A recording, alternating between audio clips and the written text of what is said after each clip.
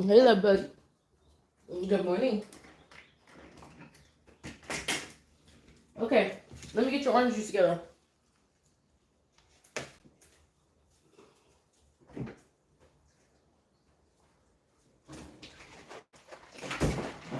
Hey, today I will be deep cleaning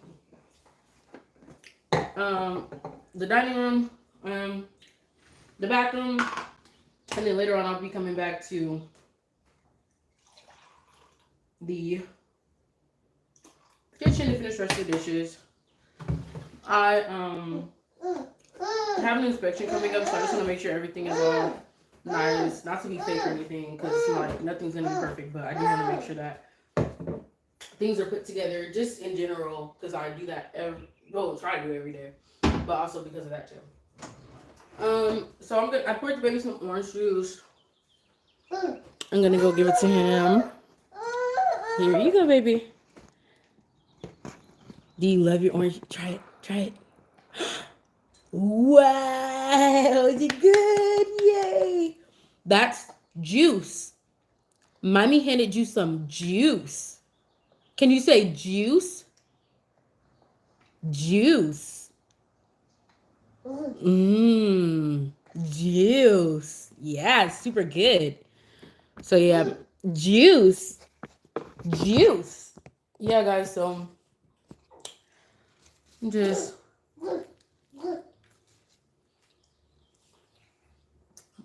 eating burrito.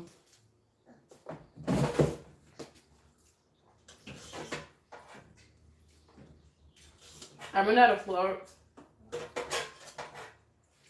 I ran out of flour tortilla. So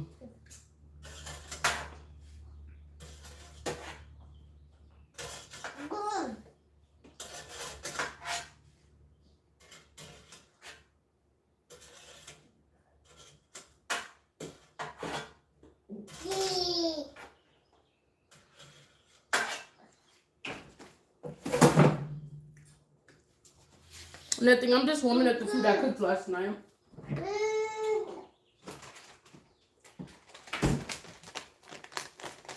Guys, I'm super excited. The baby's learned how to blow kisses, so he goes mwah. He blows kisses, mwah, and instead of saying mwah, he says bah. Hi, Liberty, and what else? He's saying his colors: blue, green. We've been working on a lot of different things, and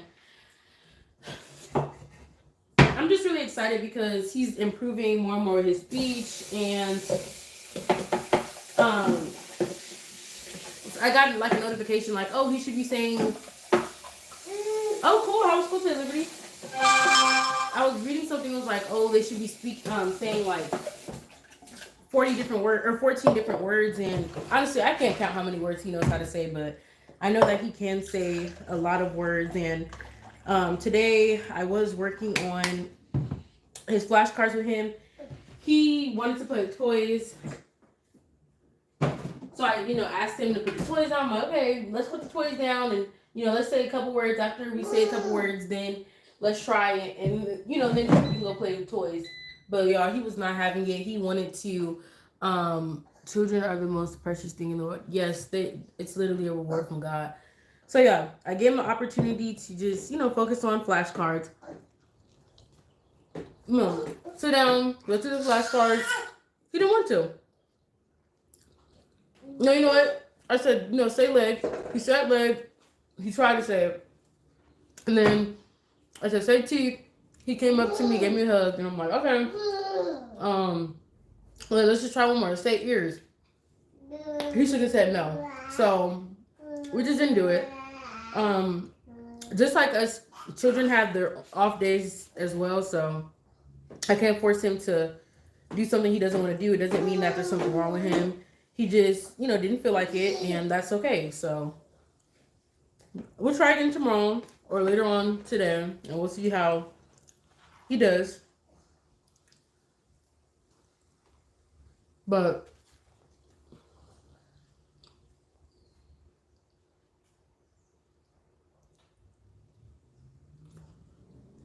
Yeah, so he's eating his breakfast right now in his high chair. I gave him some orange juice for the first time without adding water, so it was great to see his reaction with the orange juice. He really loves it. He had a big breakfast, threw it on the floor, so I'm gonna have to clean that up. But after I'm done with breakfast, I'm gonna just do this insurance real quick, this car insurance thing, and then text. I needed to look at something real quick, a text, and then we'll start deep cleaning. Today I'm tackling down dining room and bathroom. I was making a YouTube short and I didn't like how I was stuttering and just my mind was going everywhere. So I didn't post it, but I might post it later on because sometimes I don't like something in the moment and then later on I like it. I'm just weird like that. But yeah, so okay, baby. Oh, you need help? Let me help you. I'm sorry. Here you go, baby. Here you go. Yum yum. So yeah, being someone who easily gets overstimulated, I do have ADHD. If you guys didn't know, I was diagnosed with that as a child, and well, not really even diagnosed, but yeah. So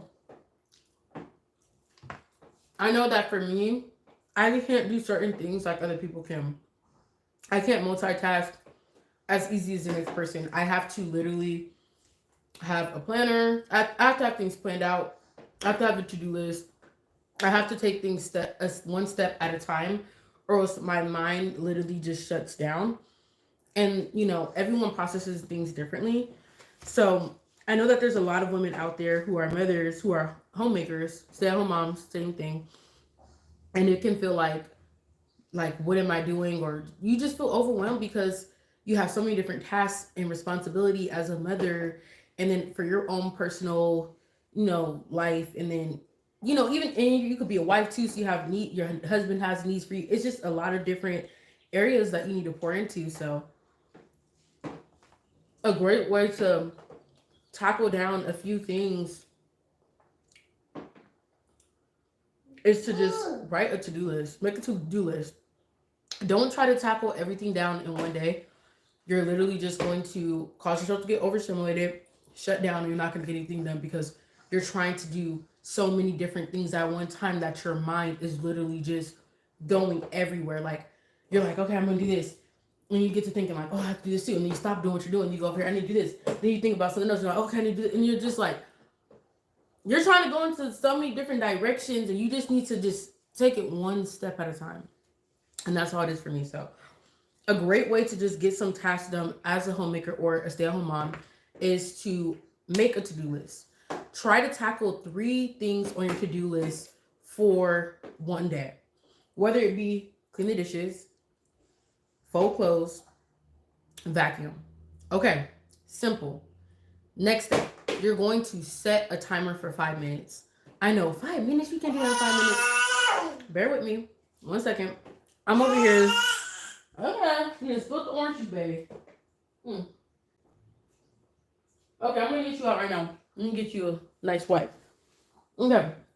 After you set the timer for 5 minutes, what you're going to do is start completing tasks. Start working at the task, whatever. Start doing the dishes.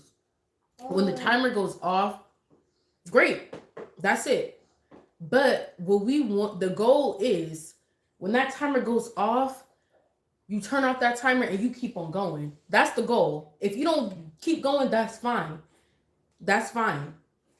But the goal is when the timer goes off, you're already in the work mode. You're in the zone. You got the music going. You're cleaning. You're feeling good. So why you got your cereal in plastic containers?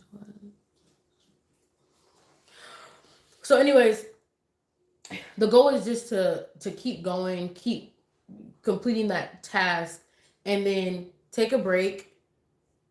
After you take that break, you can go back to it. Go back to the next thing for the day. Set the timer again for 5 minutes. And now you're folding dishes. That's the next task you want to get done. Okay, you got the 5-minute timer going. You're folding clothes. You're folding clothes. You're folding clothes. The timer goes off. Okay, great job. Great job. You completed your task. But the goal again is to stop or stop the when you're done, click stop or click done, and then keep going. The goal is to keep going. Even though the timer's done, the goal is to keep going. Like you're in the zone of cleaning. Again, you got the music playing, whatever. You got Bible scriptures playing. You're talking to God. Whatever you're doing, just keep going. That's the goal. But the next step that a lot of people don't do, and this is what I'm going to tell you guys: be positive. Um, be positive. That is like something that is super important. A lot of us are so focused on what we don't have, what we didn't complete, that we lose sight about what we did complete, what we did finish, what we did do, the good things about ourselves. We're so focused on the what if and the, oh, I got to do this and I didn't do this, and but they're doing it and I'm not. No, like, just be positive. So let's say that you finished the dishes. I mean, you don't. Let's say you didn't finish the dishes and the 5-minute timer went off, and you're just like feeling too overwhelmed, and you're like, I can't finish. I can't finish the rest of this. It's too much for me. It's okay. Be positive. You know what? I am so excited. I am so happy. I'm so proud of myself that I got something done in 5 minutes. And even if it's little, the more and more you keep on doing these little tasks in 5 minutes, the more clean, the more organized your house is going to get. But you cannot be hard on yourself, because the more hard you are on yourself, the more negative thoughts that you believe are true, the lies of the enemy, the more of those negative thoughts you believe, you become those thoughts. You become your reality. And then you're never going to get anything done or clean, because you're going to start believing these negative things about yourself and believing that you can't do better, that you're worthless, but you're not. It gets hard sometimes, and that's why it's great to have a support system. Some people feel like children just need a village. No, adults need a village too. If you have someone in your circle, this is another good tip, y'all. Be around people who motivate you. Be around people who you want to become, who you inspire to be. It's not saying don't be nice to other people who you probably don't want to be like, or don't pray for them, or don't be a living vessel. God tells you to be a living vessel for someone else and to help them do that. But in general, like, start to be around people that you want to be like. Set up a playlist of positive, inspiring, motivational videos. When you're feeling down about yourself, go to that playlist, watch the playlist, and you're going to get inspired. You're going to get encouraged and motivated to start getting things done. And that's what helps me when I'm feeling down. The number one thing that helps me is God. I'm not going to lie. I go to God, I pray, I get into the word, and then I also have brothers and sisters who sharpen my iron, and I sharpen their iron. But another helpful tip is to set up a playlist of different motivational, inspiring videos and watch them as you clean, or just watch them in general. And then you're going to just feel so uplifted and inspired. And then the goal is to start doing stuff, like start to organize, start to clean. But yeah, don't get down on yourself when things didn't get completed in the time you wanted to get completed. Just live in the present and start to work towards it.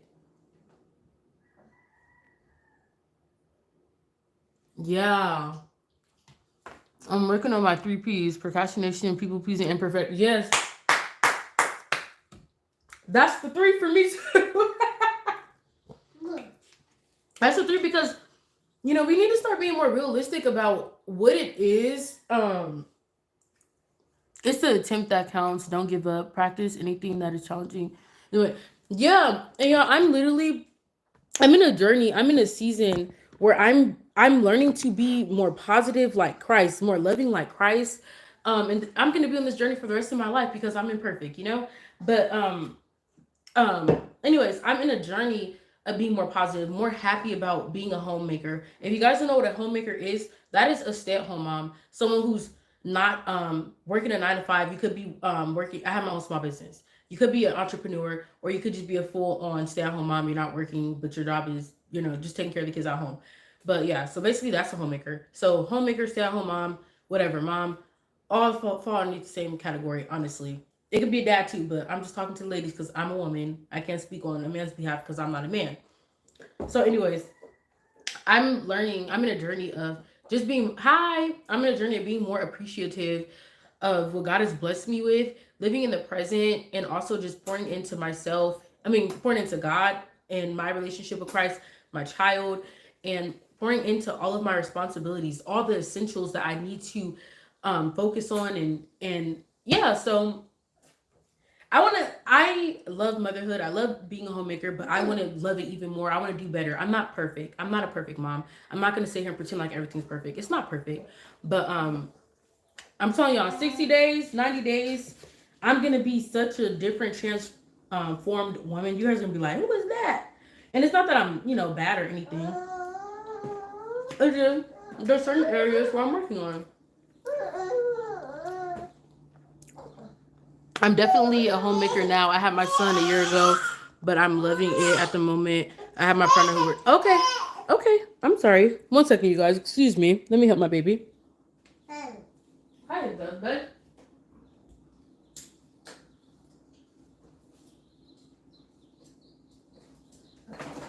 Ooh, you had a spill. Mwah. Wow. Let's get you changed, okay? Did you enjoy your orange juice? Yeah, he had orange juice for the first time by itself, so that was super exciting. Yeah, let's get you some water. Okay, let me pour you some water. I'm definitely a homemaker now. I had my son a year ago, but I'm loving it at the moment. I have my partner who works, so we're working it out. Yes, I love that for you. And honestly, it's a ministry. It's a ministry that you pour into. It's one of your main ministries, your children, and it's really humbling. Like, I learned something from my child every single day, and you wouldn't think you learn something from your children, but you really do. And God has put me in this season of homemaking to really work on my patience. Okay. Okay. Hi. Would you like a snack? You just ate your lunch and you just had some orange juice. Would you like a teething cracker? Say yes. Can you say yes?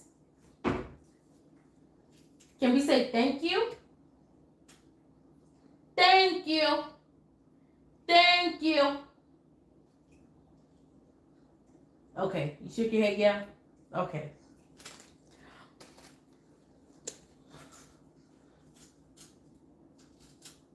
Yeah, a good practice for us all is to stop automatically judging one another. I promise you, it feels so good. It does take practice. Oh, are you okay? Are you okay?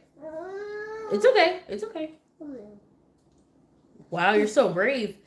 Yeah, that is so true because I was on live yesterday. I was in a deep funk, you guys. I'm not even gonna lie, I'm being real. We were sick for a month straight.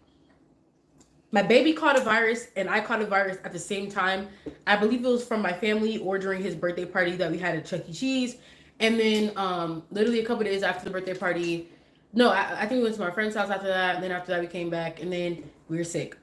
So I don't know how we got sick. It could have been from any one of those events or scenarios. I don't know. I cannot blame anyone. But after we were sick, when we were sick for the first week, I had to cancel his visit with his dad because he does supervised professional visits with his dad. He sounds so close. So my baby's 1 year old. So yeah, after that, we were good for 2 days. I kid you guys not.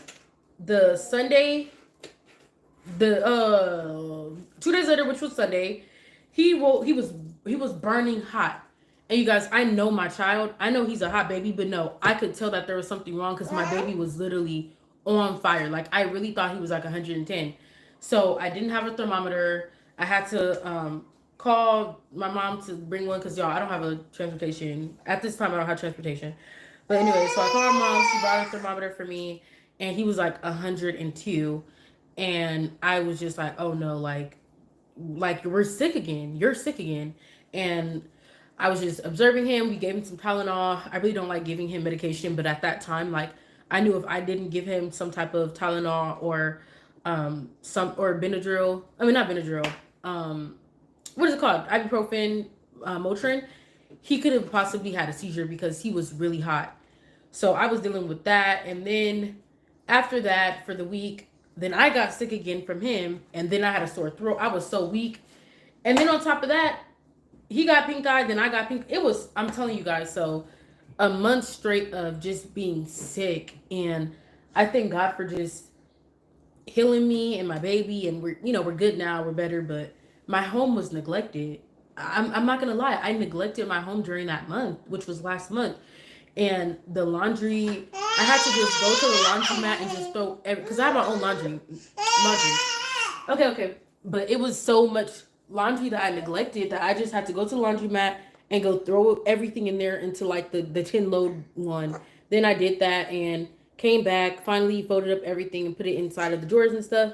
But yeah, it was just a hard time. So anyways, we're caught up now, or catching up fully.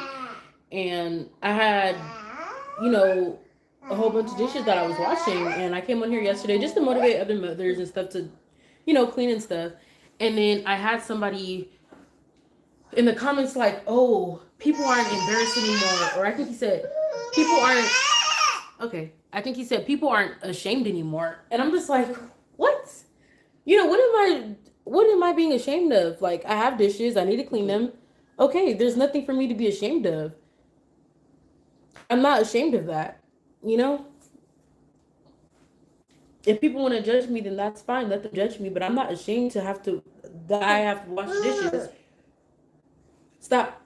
No, baby. See, you cannot pull mama's cup because the orange juice is gonna spill all over me, and you went on the floor.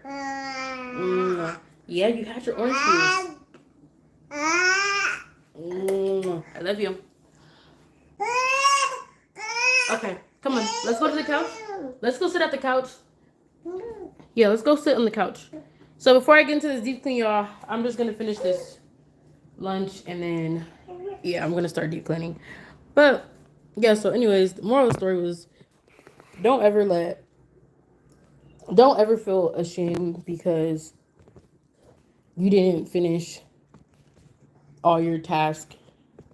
If you completed a few tasks, be proud of yourself because within itself is still something, especially when you are a homemaker, stay-at-home mom who has to watch over your child and tend to your child. Sometimes we have to pour more into our children than our tasks. Sometimes we have to pour more into the tasks than our children. It's really, we have to balance out everything. But just enjoy motherhood. That's what I'm learning. Just enjoy. I mean, it's not that I don't enjoy motherhood. I love motherhood.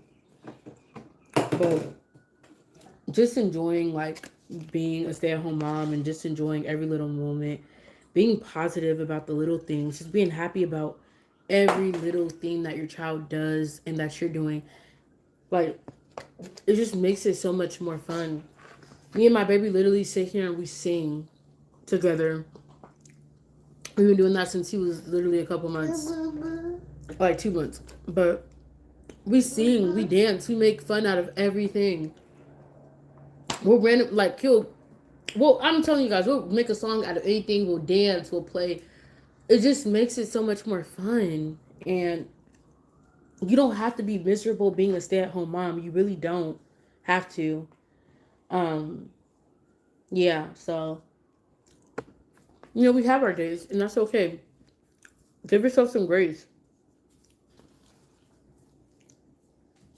But I'm just like in the journey of just enjoying motherhood and pouring into him even more. And it's hard because he's starting to be more independent and wanting to do his own thing, even though he's so little. But it's just been so much fun watching him grow. And here, baby, each milestone has been just so different, and I'm just proud of my baby. I'm proud of him. He's made so much progression. He really has.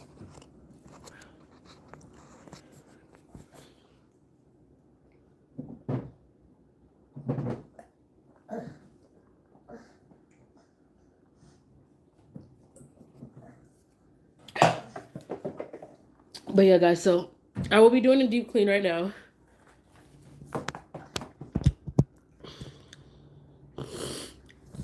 I just need to do something real quick.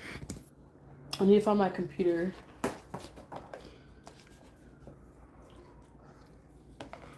Yeah, for sure. I will take pictures. For sure I will. I have taken pictures. I wanted to put it in a memory book, but I still haven't done it yet. I'm working towards doing that, but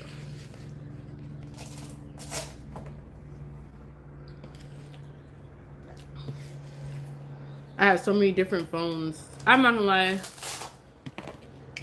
I got emotional because y'all,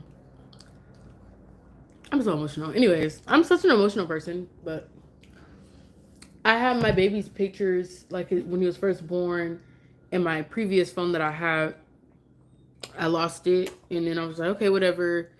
Even like I don't know, but it was really hard on me because it was like him crawling and moving around when he was so little, um and then I got another phone, and then I lost that one, and that one had more photos from when he was 0 months to 3 months. So I'm still just I'm happy that and grateful that I do have the photos from his newborn photo shoot, and from now. Excuse me, love bug. Be careful, okay? Excuse me. Can I please see my charger? Thank you so much. Yes, thank you so much for handing me the charger.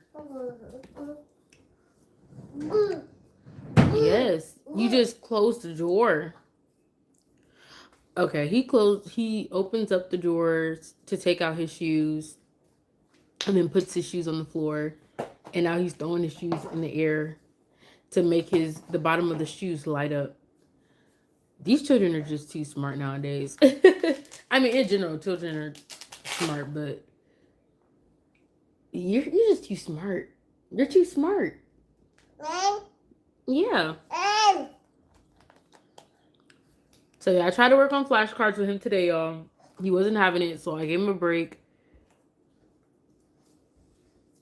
So let's see if he'll want to work on some right now. But he's distracted, so I don't want to do it when he's distracted. Let's try lips. Zahir, can you say lips? No. Yeah, you're distracted. Can you say lips? Say lips. Say lips. Can you say lips? He's distracted playing. Can you say lips?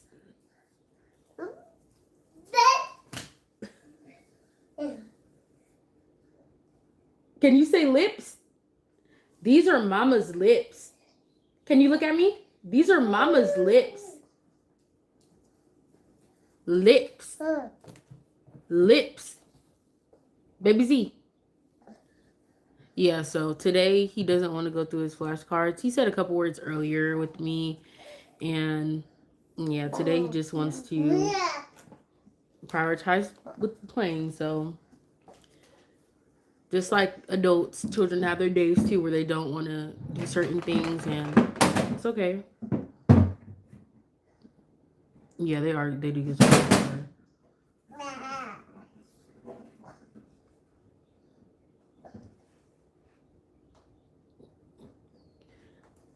So yeah.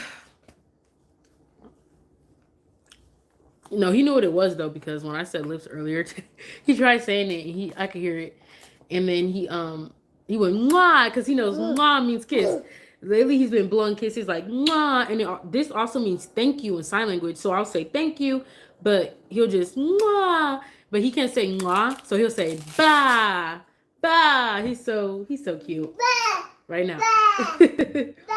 Yeah, and he knows how to do this little with his lips now to give a kiss.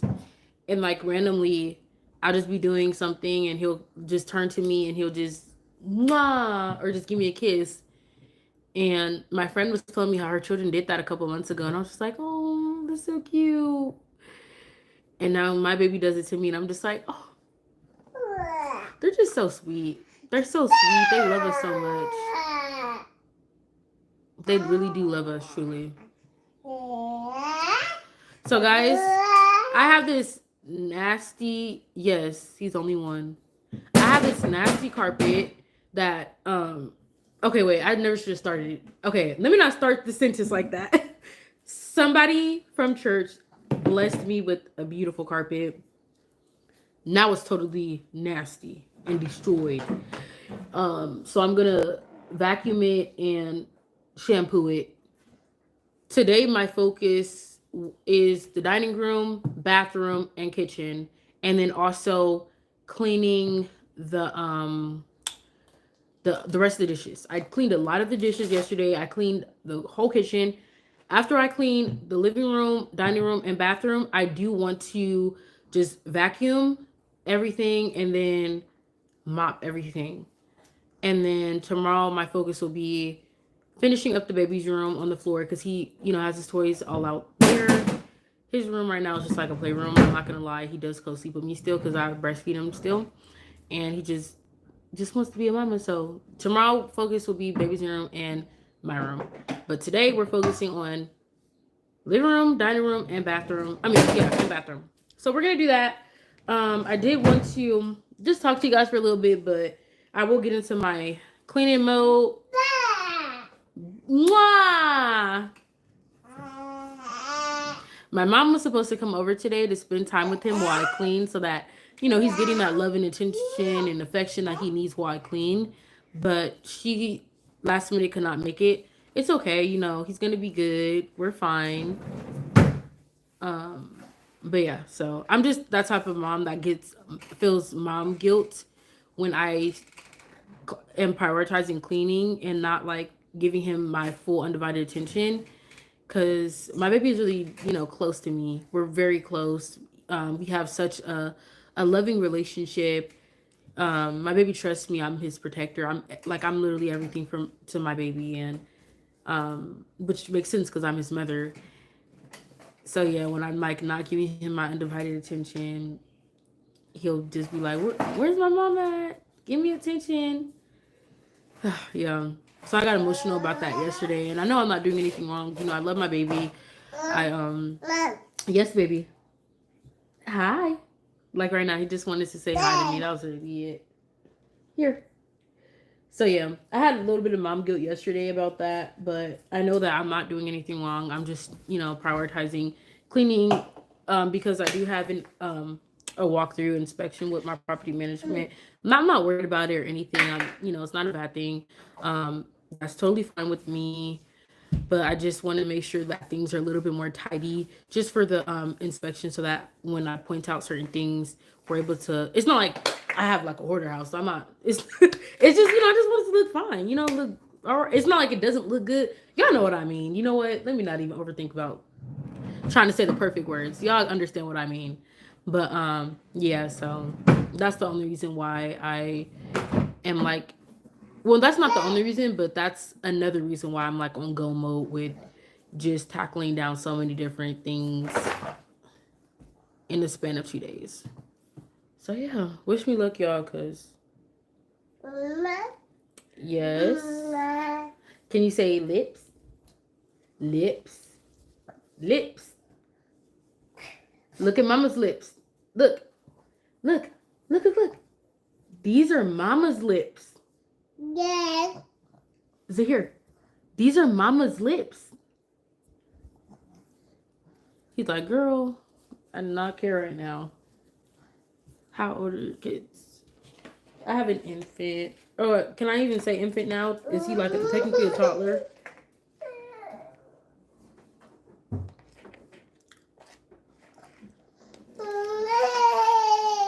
Uh-oh.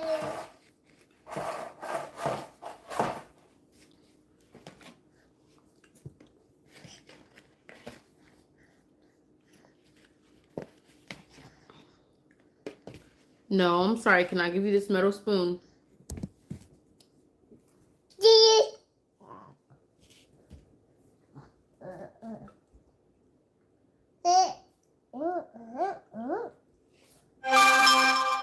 Okay. Let's get ready.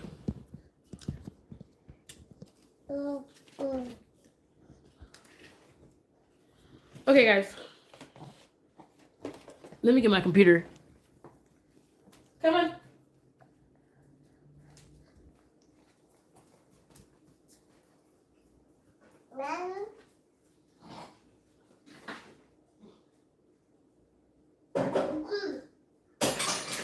Yes, little bud. Mama needs to get her computer. Yeah.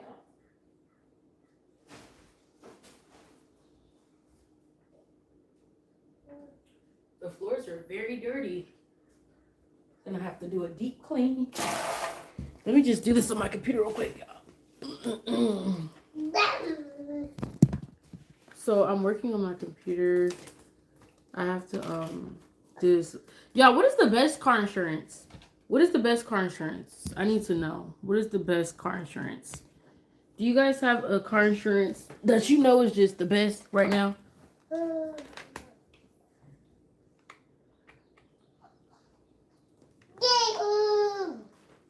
Hey, do you guys know what's the best inexpensive car insurance? If you guys have one, let me know.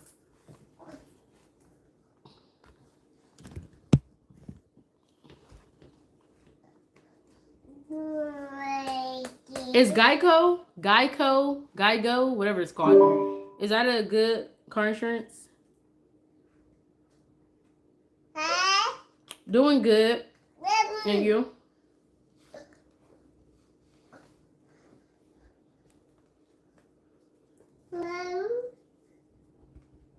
I don't know. I'm gonna just check on Geico and see Geico insurance.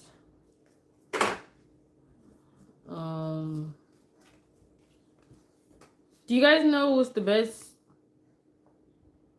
insurance?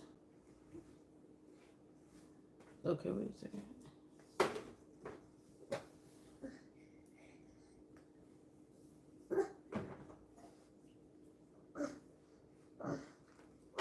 What's a renter?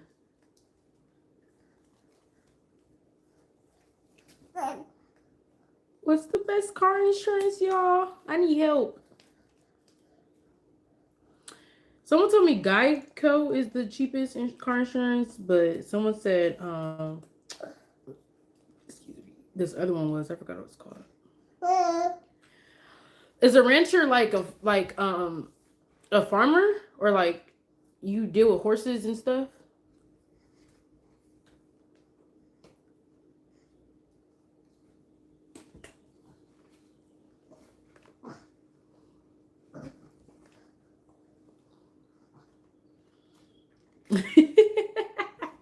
Are you just chilling? Yeah. Are you just chilling? Ooh, you just chilling. You so handsome. What is livestock like? Plants? Gardening? Are you like a because I want to have my own homestead in the future, my own vineyard, my own gardening. Is that basically what that is? Like a homestead type? But that's your job. It's not where you live. So technically, would it be the same thing?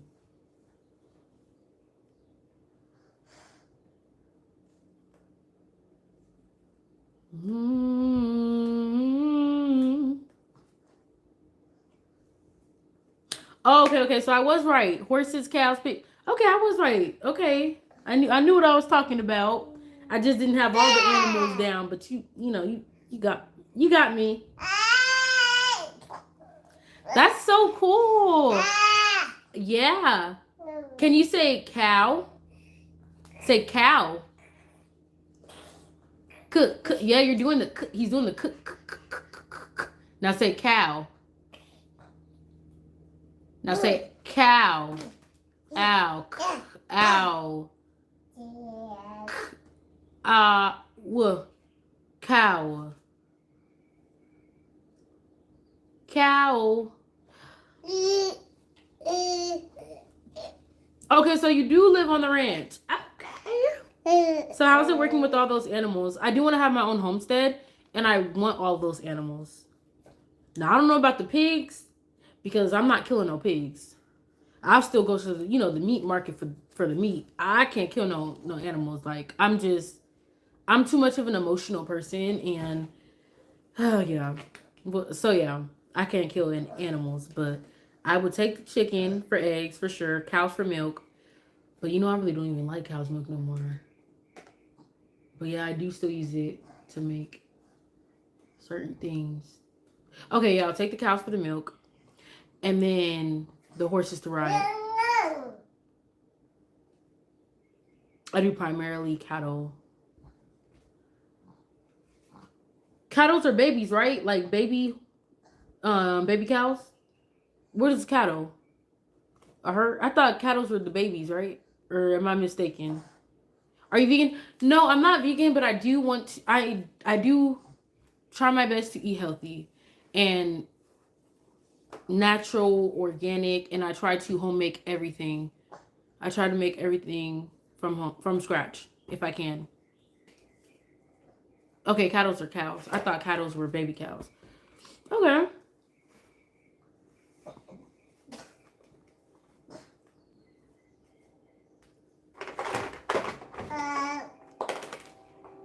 I'm not vegan, baby. Y'all, you guys see me eat meat. I eat meat.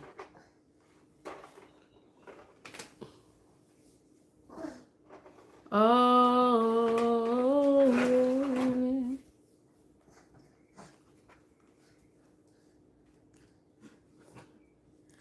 No, I'm not vegan.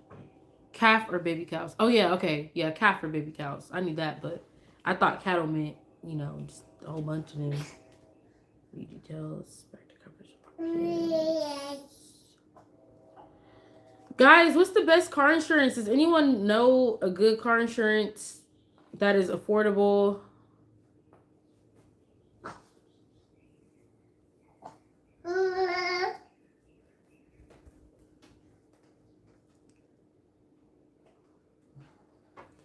I'm literally trying to find a good car insurance right now. Is AAA the best car insurance?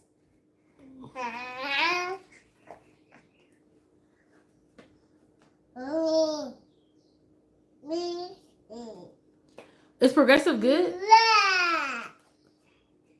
No offense to vegan people, I just don't really like them because they always say that they try not to hurt the animals, but technically they are because of animals. No, listen. What I'm saying, no, I get what you're saying, Lib. What I'm saying is, I can't kill an animal. I can't watch an animal being killed. I'm the type of person, I really wanted to be a veterinarian when I was younger. And that is what I used to always say, like when I was a little girl, I want to be a veterinarian. I wanted to tend to the animals. But I didn't know that I had to do surgery on animals that have broken bones or... I just didn't know I didn't know the ins and outs of being a veterinarian. So like me, I can't handle certain stuff. And that's all I mean. Like, yes, I eat meat and yeah, but I can't handle seeing an animal being killed, an animal being uncomfortable, distraught, harmed, hit by a car. I can't handle that stuff. Even if it's a bird, even if it's a squirrel, like just any animal, I can't. Now maybe not a cockroach. I'll just be disgusted. And it's not that I don't got no beef with roaches, but those are the only thing I'm just like, just disgusted. But I just can't see no animal being killed. That would break my heart. Even though I eat them. I know I'm such a hypocrite. I mean, not hypocrite. I'm such a I contradict myself.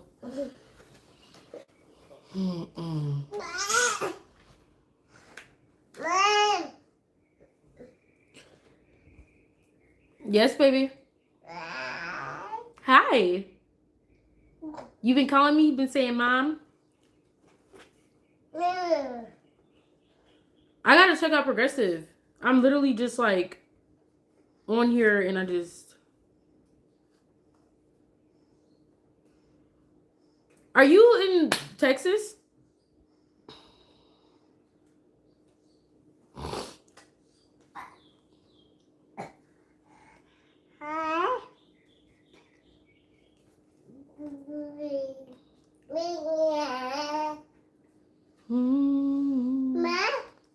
Yes, baby.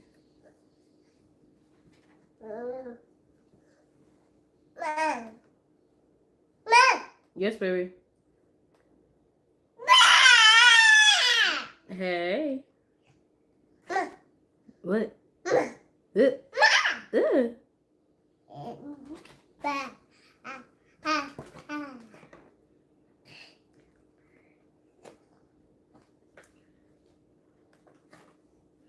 You know, I'm just gonna have to redo this quote. Okay, North Carolina.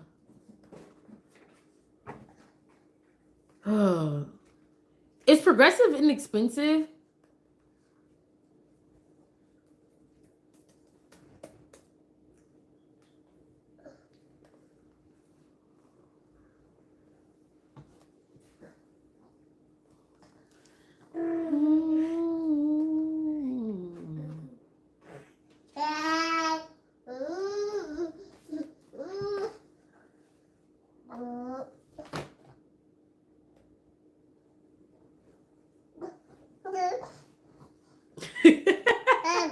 Hey, hey, hey, hey, hey.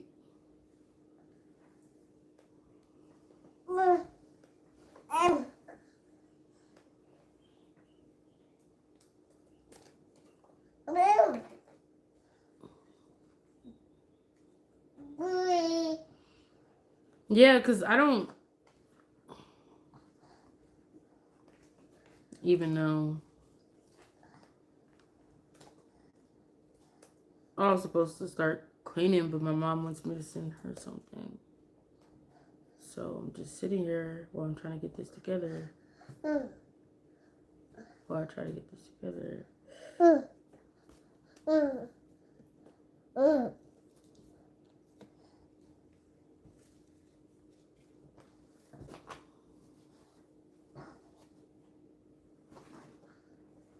I get what you're saying. I just asked my dad, and we put Progressive. Okay, should I make cake pops today? Yes. Oh, I forgot to tell you guys. My baby. I think I already told you guys. We have a photo shoot. He has a photo shoot on Saturday, and I can't wait, guys. I am actually going to save money by making my own cake for him. I don't make what was I gonna say? I don't do like, I try to stay away from refined sugars now and refined flour that's not like organic type of flour, but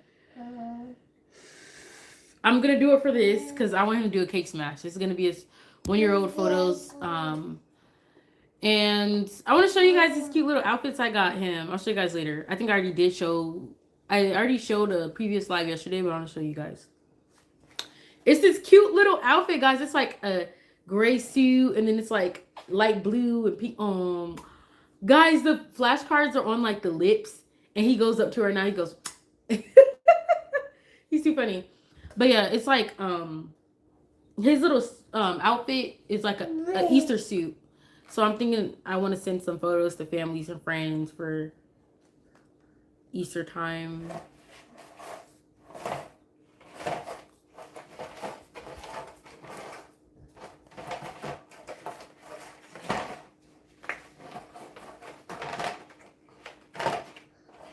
Okay, I can't do all this now. Let me just enter the van. Guys, 1 second. If my live says reconnecting and I'm not on here, it's because I'm just typing in 14 digits real quick. I am not going off a live. Just give me literally 30 seconds. Okay, I'm back. So you were 45 and one of them were born?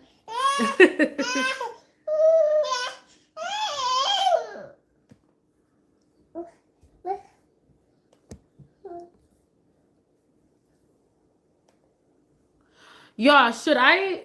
Okay, from personal experience, when I'm doing my quote, should I let them know that I think I might be doing Uber, Lyft, Amazon Flex, Uber Eats and stuff? Or should I put no to that? Like, what if somebody does that as a side hustle for fun sometimes, but not like as a full-time job? Would you still write down I also use that, or would they add extra money onto your coverage?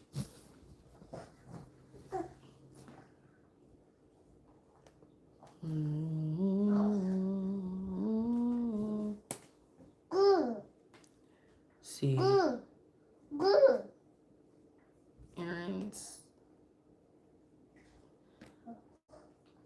Thank you. Guys, I don't know. It's saying, okay, primary use. It says commute to, from, work to school, pleasure, recreational errands, or business, sales calls, business errands, driving clients' products, no, commercial, pizza delivery, snow plows, taxis, and then it says farming. No, like, I'm using it for a lot of different things. Commute and pleasure, for sure, and business. But there's only one primary use, so the primary use will have to be commute or errands. What's more of a primary thing for? But you guys aren't me. I'm me. Commute or pleasure? Commute, clearly.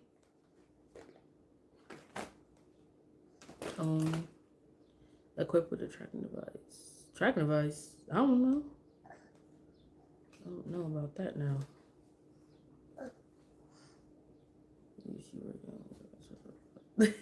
How old was he? No clue.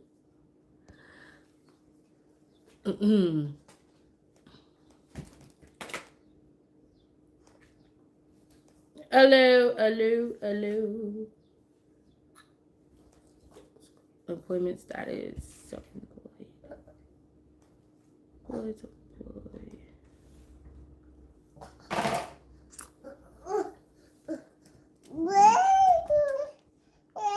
Oh, no. Excuse me. Let's not do that, please. Mwah. I love you too. Let's be careful with Mama's computer, okay? Because you can, yeah, you pulled a key off of my computer already, and now I can't find it. So let's be careful, okay?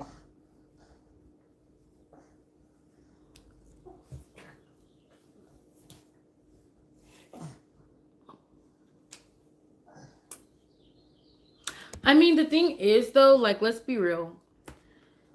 Having a child young, and I'm just going to say for me, because everybody has different beliefs. But for me, personally, since I am a believer, I don't think that there's nothing wrong with having a child at a young age. What I think the problem is if you're not married and you're having children. That's it. If someone has a child, they're 19 years old, there's nothing wrong with that. There shouldn't be shame to that.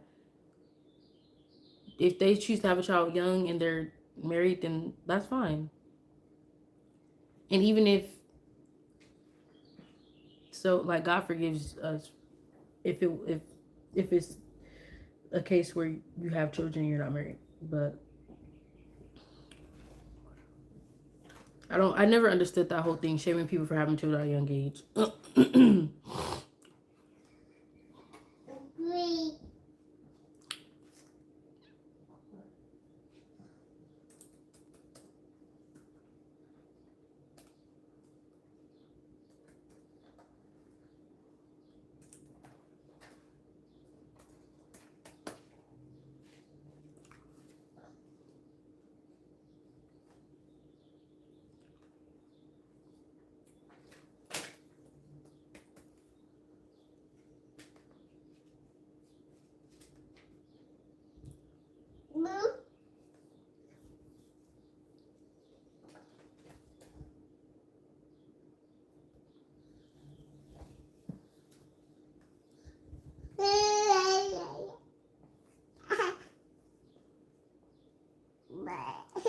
What's wrong, little bug? Okay.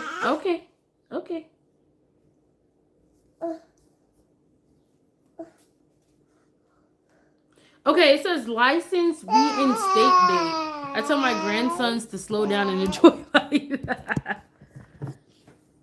Yeah, because I mean, once you have your children, your life, it's like when you have a dog, honestly. And I mean, some people treat their dogs horrible, but for me, I treat my dogs like they're babies and like they're humans. So for me, I can say that. But it's like having a dog.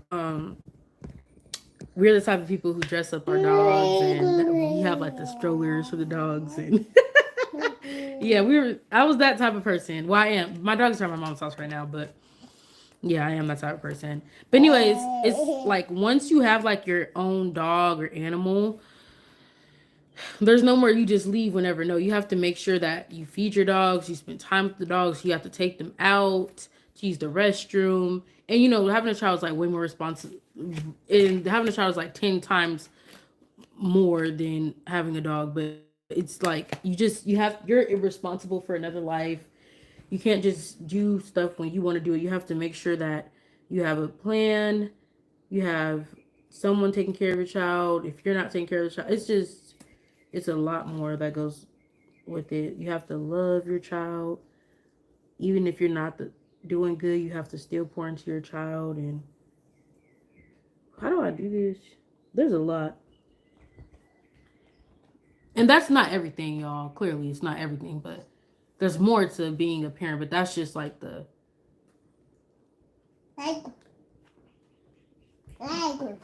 Wait a second.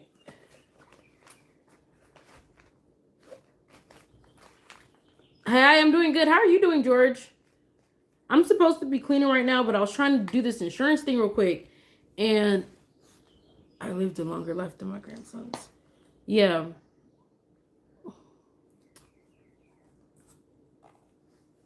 the thing is, one thing that I will say is that your life doesn't stop when you have children. A lot of people try to say, "Oh, your life stops." It doesn't stop. When you get maybe for the first year, 2 or 3, as a mother, yeah, you're gonna probably be more in the house than going out. But you can balance doing like once you have your children, it doesn't mean you can't go out and do things. You can't you still can. You just have to balance out everything. And you can take your children with you when you go out. If you go on vacation, you don't have to find a babysitter. You can take your children with you to vacation. So that's one thing people say that I don't agree. Some people say, not all people, but that's one thing I don't agree with. Your life does not stop. Like people say, when you get married, your life stops. Your life does not stop when you get married. It does not stop. If anything, it just adds on to it. You have someone to do life with. It's not a bad thing. The Bible says that it's a man who finds a woman finds a good thing. Children are a reward and a gift and a heritage. So it's not a bad thing. It's a beautiful thing when you're doing it in a way that was ordained by God. Yeah, you only know the dad side. That's what I'm saying. Like I really can't speak on a man's perspective because I'm not a man. I don't know what a man goes through, but for me, I can speak on my point of view as a woman. It might be it's different for men than it is for women because we have different responsibilities and different roles. So I completely understand what you're saying, James. Bring that over here, please. Thank you.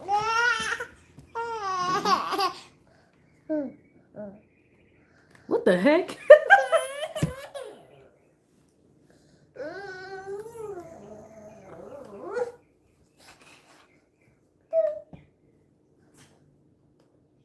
I lost the coat.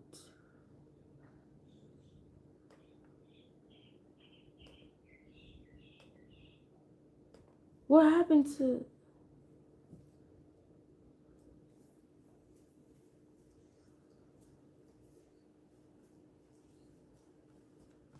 What happened to...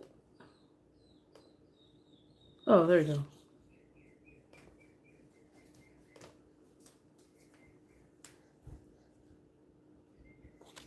What the heck are you talking about? Okay, guys, on your driver's license, where's the reinstate date?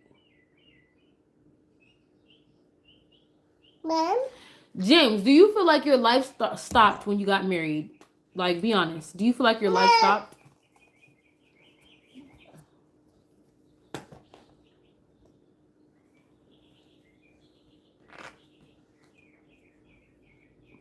I don't even know what the reinstate date is. Is she reinstate?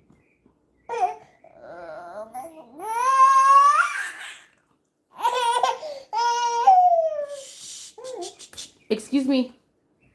You cannot take my wallet. When you take mama's wallet, it makes me very concerned because my wallet is open And if you take my cards, then I won't be able to pay my bills or buy any groceries or anything. So what I would like for you to do is to stop taking my wallet and let's go find some toys for you to play with, okay? Your toys are right there. Go bring a toy so we can play with it, okay? Thank you so much, baby.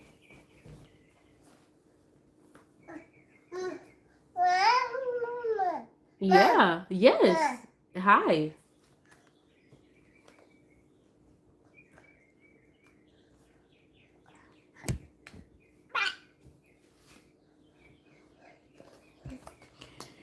What do you mean by less stupid decisions?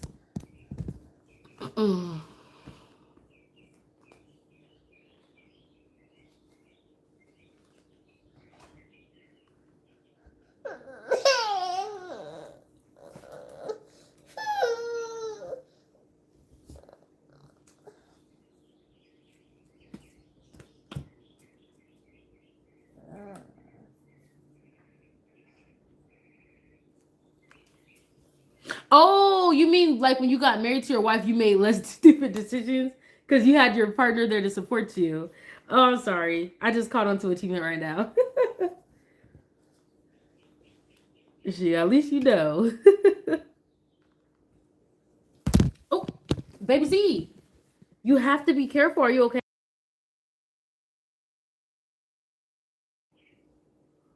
Wow. You have to be careful. You see how you fell and hit yourself on the tripod on accident? Are you okay? Yeah. Kiss.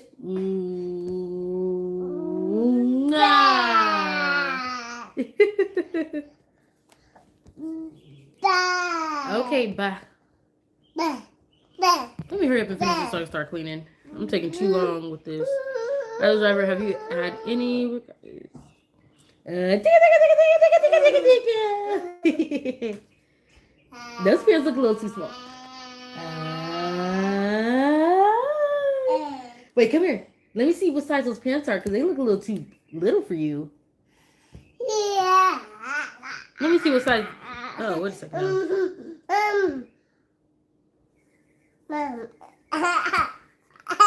Let me see what size pants you're wearing. Because we might have to start getting rid of. Ain't no way this is 2T. This is 2T? Ain't no way this is 2T. You just started fitting a 2T. Or maybe it's because you're full. Your little stomach is big right now.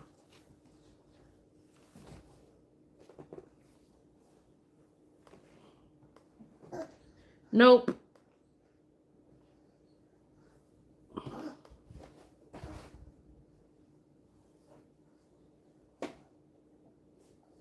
What's wrong? What, did you hurt yourself doing a rodeo or something? Reinstate date.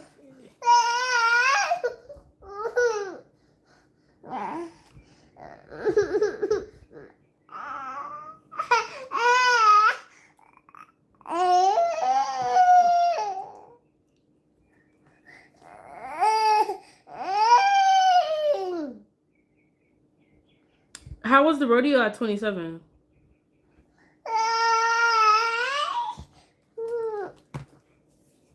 Excuse me. Excuse me. I understand you're upset right now. But can you please not mess with Mama's computer? Can you pass me the flashcards that are on the floor, please? I want to see if you can understand what Mama's saying. Uh-oh. No, actually. Can you pass me the flashcards that are on the floor, please? Baby Z, pass me the flashcards that are on the floor, please.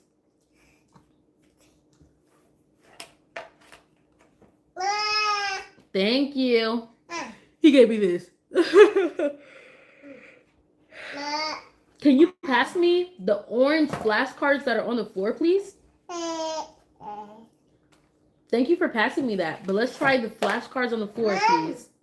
Yes. Look. Can you pass me the orange flashcards on the floor?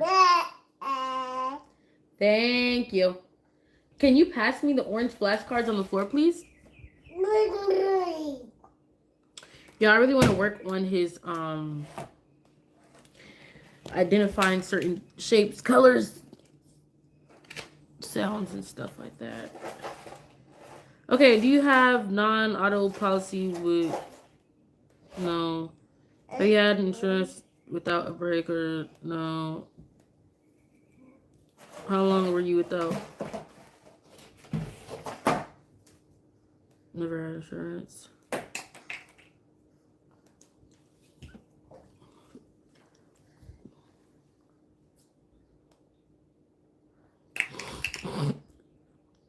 Wow.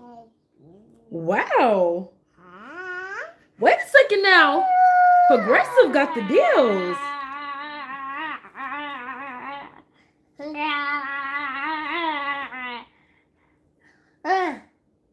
Okay.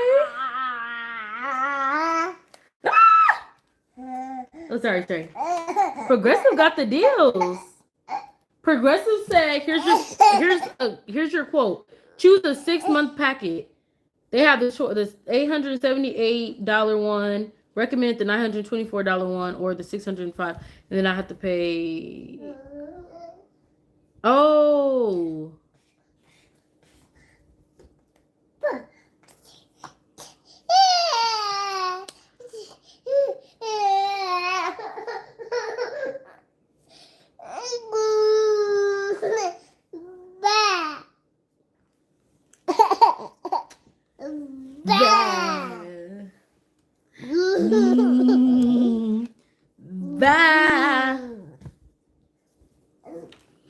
Okay, guys. I'm confused. 1 second, y'all.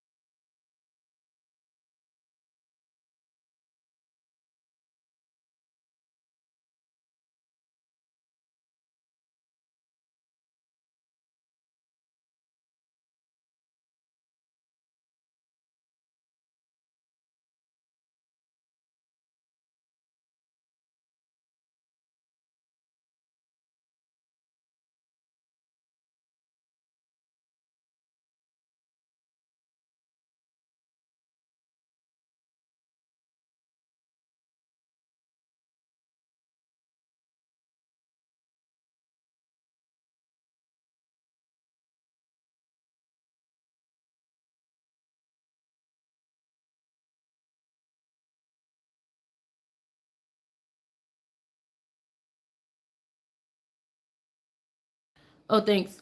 But yeah, so this one says the one that's saying that it's only $1,000, 466, and it's $215 a month. 1 second, little bit. I'm sorry. 1 second, big boy. It's saying that the liability is the cost of liability is $1,339, and then the uninsured motorist BL is 111. Oh, hi, thank you, Kennedy. And then yeah. So it's saying auto theft fraud fee is 88 cents, I believe, or $88. Maybe I'm confused. $88. I don't damn 88 cents. I'm on live, Mom. I forgot to tell you that. Oh well, shoot. Live, whatever. I don't care. Wait. So which one? Yeah, so the basic one. I don't need to do the other ones, right? Because the old car. Ma. Oh, I'm sorry. We don't know what you're talking about because you. I'm sweating horrible. Oh yeah, I'm sorry. I'm talking about auto insurance, y'all. He just wants my attention. What they What's doing wrong? to you? He's laughing and crying in the corner at the same time. What they doing to the baby boy? Huh? Come on, big boy. Come on, good boy. Lord. He has some orange juice. He enjoyed his orange juice. Move, birds, move. Yeah, did you enjoy your orange juice? He enjoyed his orange juice. He also ate so since I'm not eating, we had ground turkey and potatoes for breakfast. And I made that last night, so I just put it in the air fryer to reheat it for him. And he ate that, so. And then he had a little snack, a little teething cracker. Mom, he wants you to say hi to him. That's why he's crying. He wants you to say hi. 1 second, y'all.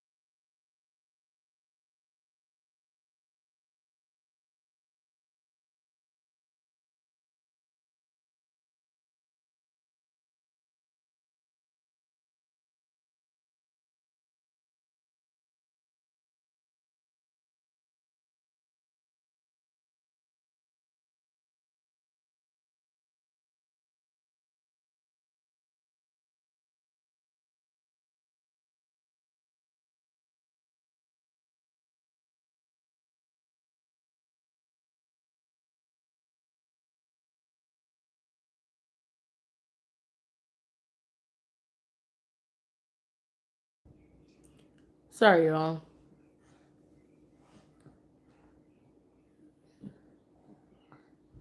Okay, let me see. Start the policy. Friday.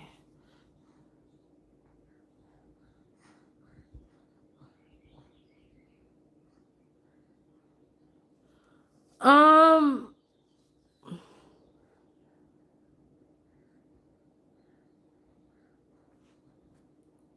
350.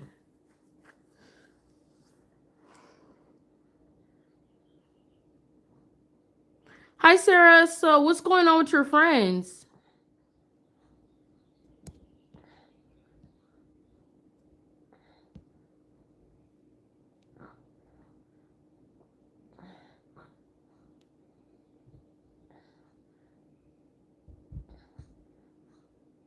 What's going on with your friends?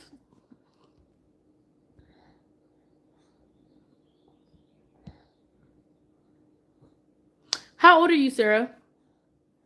If you don't mind me asking, just so I can know what type of advice to give.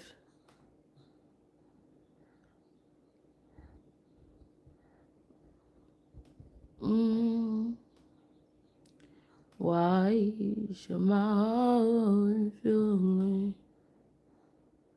How old are you?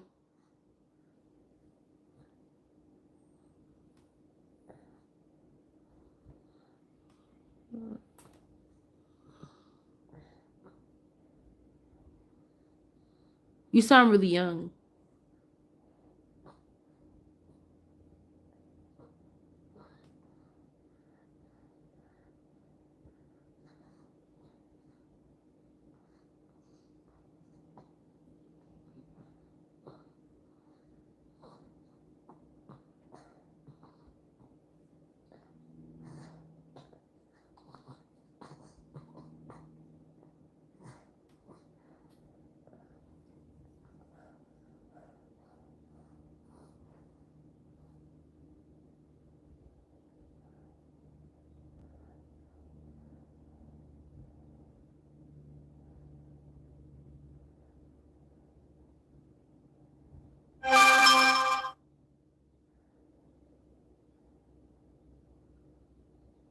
How old are you?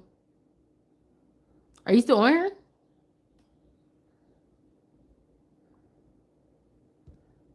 Mm. Okay, y'all. So the baby sleeps, so I can start cleaning now. We are farmers. Bum bum bum bum bum bum bum.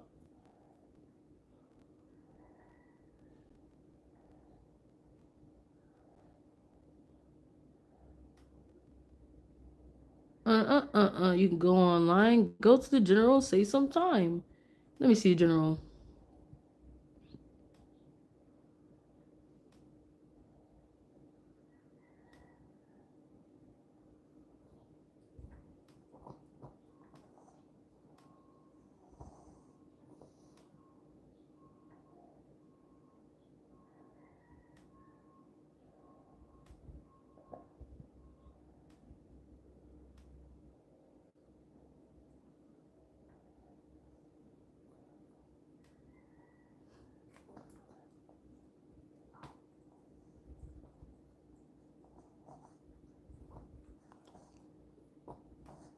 Hey yo. Sorry, I'm trying to figure something out.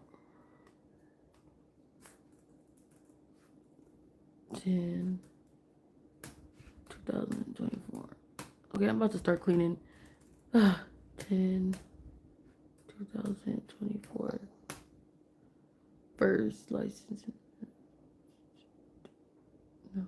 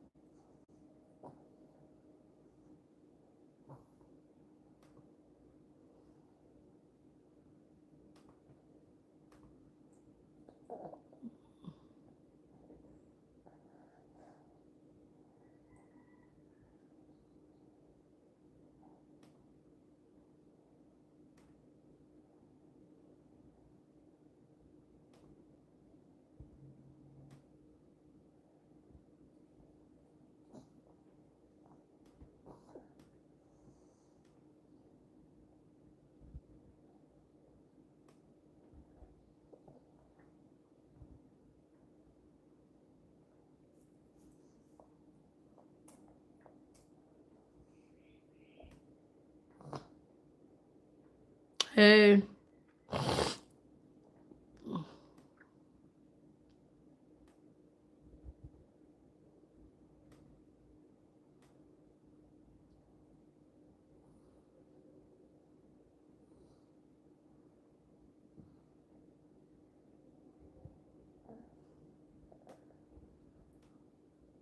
How are you guys doing?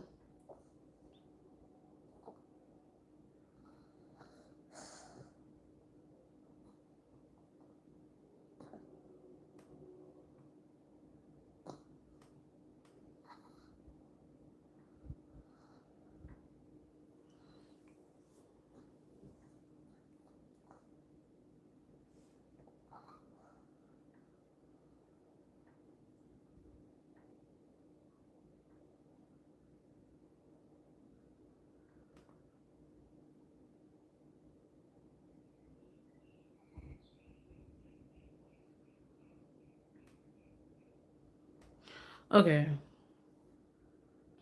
Let me start this cleaning, y'all.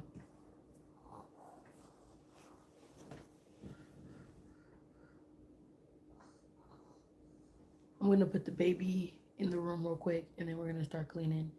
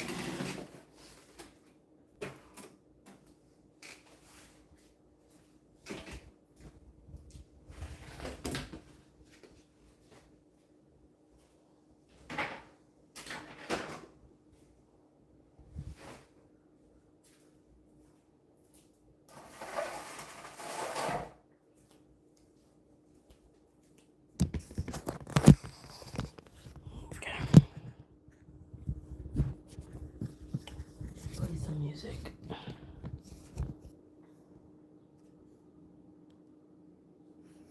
Over here counting my blessings. Yeah. Ain't no need for stressing.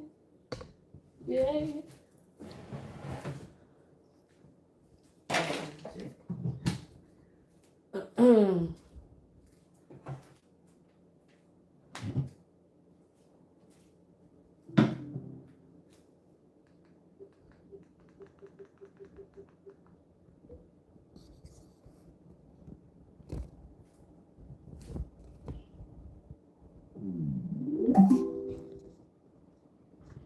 So we're gonna tackle over there first. Just trying to play some.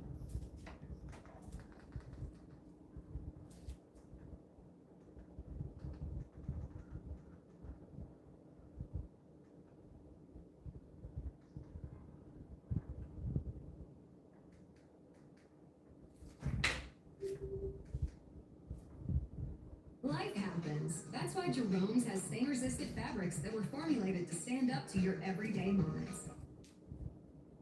About a year ago, I decided I wanted to be a completely different person, and I did it. I became recognizable. It's funny because I have a video about the things that I no longer do as a Christian mother, and one of the things was that I stopped being so vulgar and brash. And a few comments said that they couldn't even imagine me being that way in the first place, which made me so happy because it shows how drastically I've changed.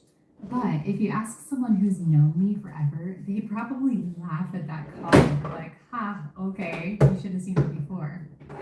I remember the exact day I decided I wanted to make this change. I was in the shower, having one of those really deep reflections on myself and my life, and suddenly I had this burning desire to become someone who truly glorifies God in every area of my life.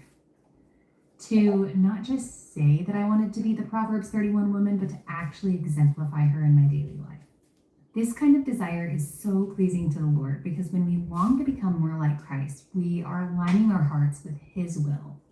Philippians 2:13 says, "For it is God who works in you to will and to act in order to fulfill His good purpose." That desire you feel to grow, to change, to sanctify yourself, it's not random. It's the Holy Spirit working in you. But here's the problem. I didn't know how to change. And there was this little voice in the back of my head whispering that I couldn't. That no matter how much I tried, I would always be the same, and that my family would think I was just being fake, and the process would take too long anyway if I did try to make a big transformation. And maybe you felt that way too, like transformation is too daunting, like it would take years, and that you'll just fail anyway. So why would you try? But here's the truth. Yes, sanctification is a lifelong process, but God isn't limited by time. He can transform a heart in an instant. He can radically change someone in a very short period of time if they're willing. Just take a look at Paul.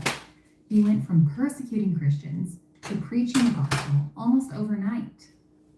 Ezekiel 36:26 says, "I will give you a new heart and put a new spirit in you. I will remove from you your heart of stone and give you a heart of flesh." When we surrender to God, true transformation happens faster than we expect. So in this video, I'm going to tell you exactly how I set out to change my life, how I reinvented myself in less than 6 months, and how you can too. Stay until the end because I have 12 of my best tips for completely reinventing yourself. And the last one might just be the most powerful thing you hear today. If you only know me from my YouTube videos, you probably see a gentle, peaceful, joyful woman who loves homemaking and honors her family. At least I hope you do. But I want to be completely honest with you. I wasn't always like this. I used to be quick-tempered, and if something irritated me, I let it be known. I was impatient with my husband. I was constantly overwhelmed, constantly in a rush, feeling like I was drowning in my own life. And worst of all, I justified it. I thought this was just who I am. I didn't even realize how much my nervous system was dysregulated, how much I lived in a constant state of stress and reactivity, and I didn't realize that I didn't have to be like that, and I didn't have to feel like that either. And I never felt confident in myself, never truly felt put together, and I was just always in survival mode. But here's the thing. God didn't call me to live like that, and he didn't call you to live like that either. When I finally decided that I didn't want to just wish for a change, but actually become a different person, that's when I started to take action. So I'm sharing with you how I stopped being a woman who reacted to life and instead became a woman who created the exact atmosphere of her home that she wanted to, and someone who wants to get started for her life and is truly transformed. So step 1 is to determine the categories you want to change. Before you create goals, you need to figure out what areas of your life you actually want transformation. Because if you try to change everything all at once, you'll end up changing nothing. So for me, I broke it down into 3 simple categories. The first, faith. Second, relationships. And third, health. These were my core priorities, but you can add more, like finances or anything else that applies to the season of your life. Step 2, that's when you develop goals within those categories. So once I had my categories, I had to get specific about what I actually wanted to change, because saying I want to be better is just too vague. You need a clear, measurable target. So here's what I came up with for myself. In my faith category, I just wanted to feel and follow the Holy Spirit more deeply. For relationships, I wanted to build stronger connections, be a living example of Christ's love, and stay in active fellowship with my family more often. And then for health, I wanted to heal my nervous system and get back to my pre-pregnancy weight and kind of just have a little homemaker glow up. And step 3 is to create a plan for how to accomplish those goals. So now this is the part where most people get stuck, because knowing what you want is easy, but knowing how to get there, that's where the real work begins. So for my faith category and my goal of walking more closely with the Holy Spirit, I decided that I was just going to spend more time in the Word every single day, memorize at least 1 Bible verse per month, and just really meditate on it, and really work on renewing my mind by replacing every negative thought I had with truth, because I realized that my mind was just so corrupted with lies and negative thinking. And so for my relationships category, some of the things that I committed to was just being intentional about reaching out to family and friends and checking in and asking more questions and then following up. And then I also wanted to be more available for my husband, emotionally, physically. This was huge because I didn't realize how much I was actually blocking his love for me. I used to feel so frustrated that he didn't love me enough, only to realize that I was shutting him down whenever he did try to love on me. So just being present and receptive made a huge difference. Okay, and then the next commitment that I had in the relationships category was to slow down and truly be present with my children and just basically to stop rushing through motherhood. Lastly, health. So I had a lot of commitments that I was going to make in the health department because I just felt so, haggard, I guess is the way that I would simplify it. So I was committing to, number 1, first and foremost, is healing my nervous system. I didn't know how I was going to do this at first, but the Lord graciously led me to Christian brain rewiring, which is exactly what I teach inside my course. And so if you're struggling with stress, overstimulation, or just constantly feeling on edge, I highly recommend checking out my free workshop, which I've linked below. And that's where I go more in depth on how I overcame my nervous system dysfunction. I also wanted to lose weight, so I started doing a workout called Hot Works, which is a workout done in an infrared sauna and helps detox your body and accelerate weight loss. And so I was committing to do that 3 to 4 times a week. And then I also wanted to start taking daily walks and practicing intermittent fasting and cutting back to 1 sweet per week.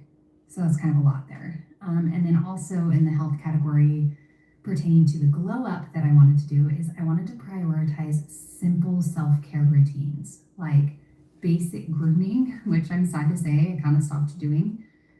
Also just drinking more water, using better skincare products, throwing on some bronzer, and then just dressing in a way that made me feel put together.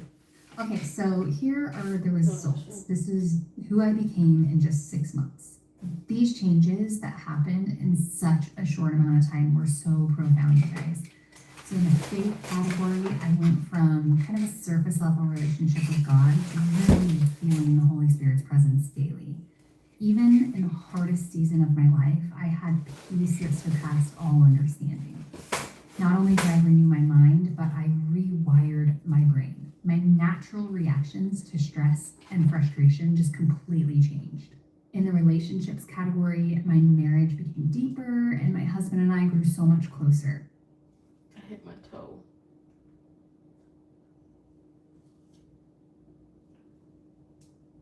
You've decluttered, reorganized, tried new routines, but your home still feels overwhelming. No matter how much you do, the chaos just keeps creeping.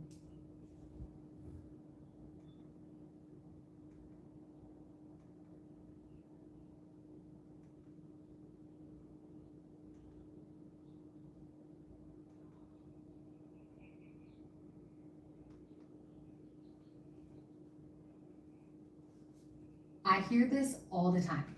I want to be that soft, sweet.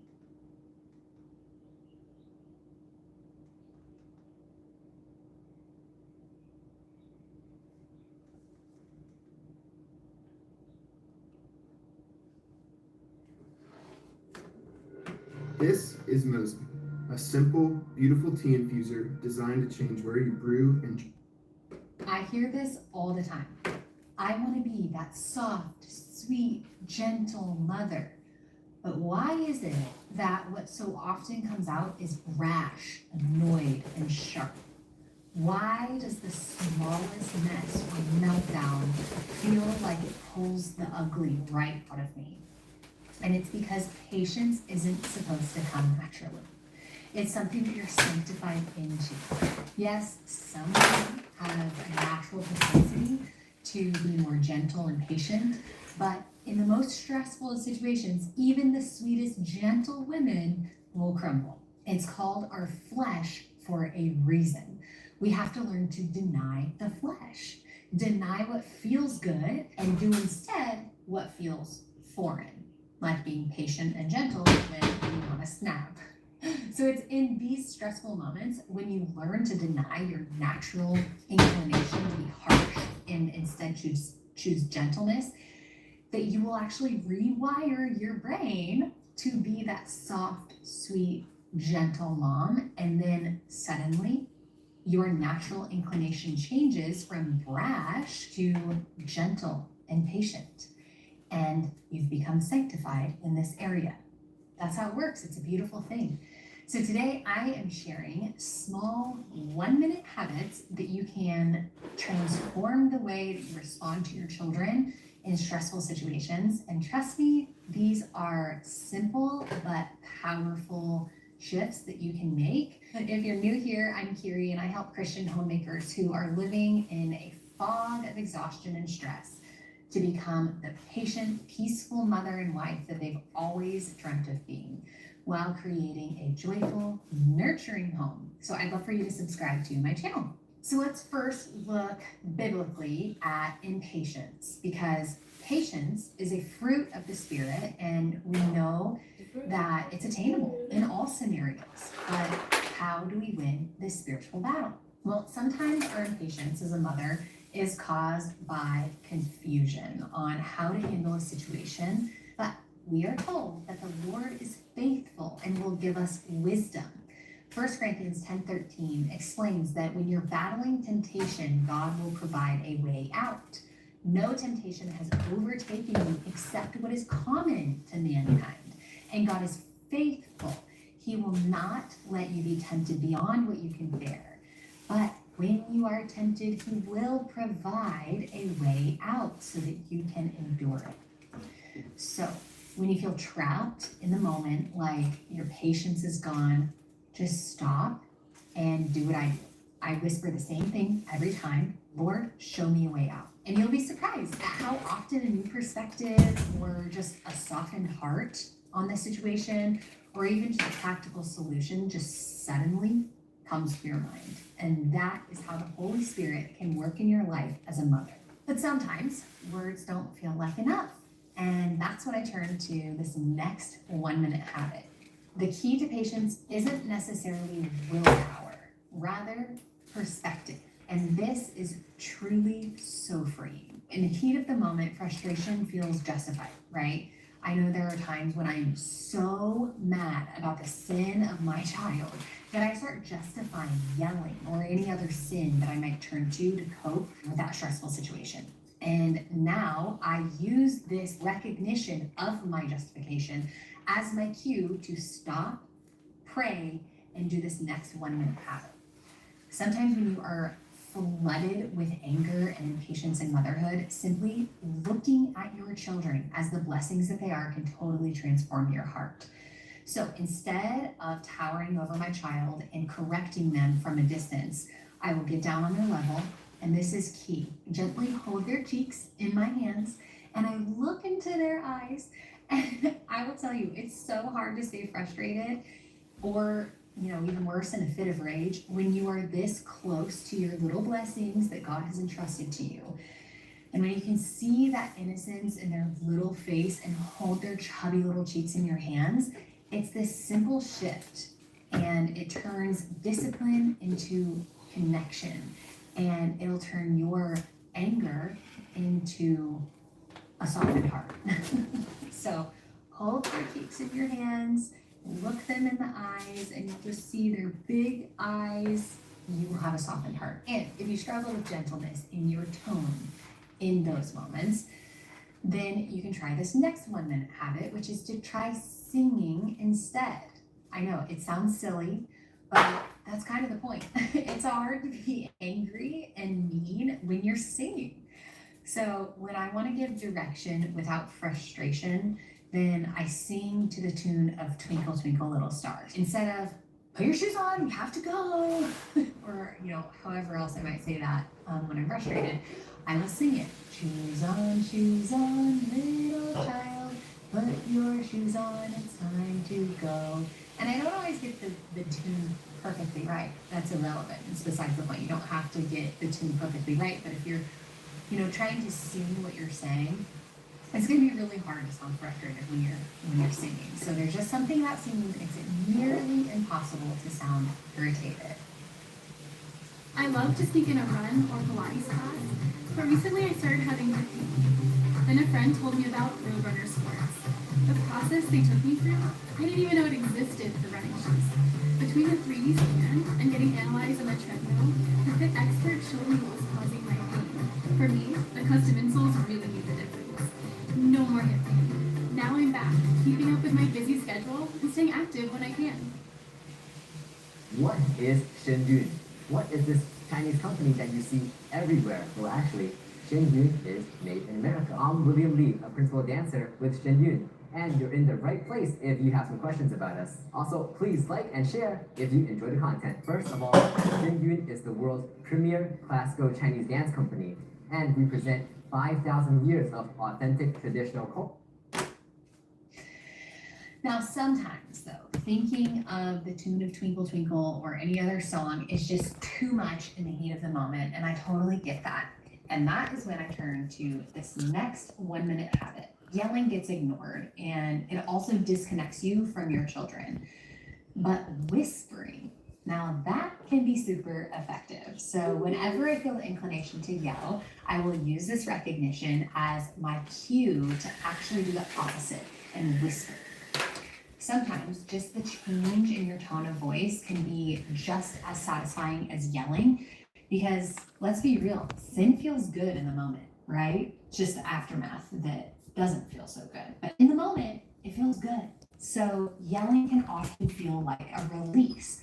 But if you look at why yelling helps to unload frustration, it's obviously not because you want to harm your child, but rather the shift in tone is just powerful.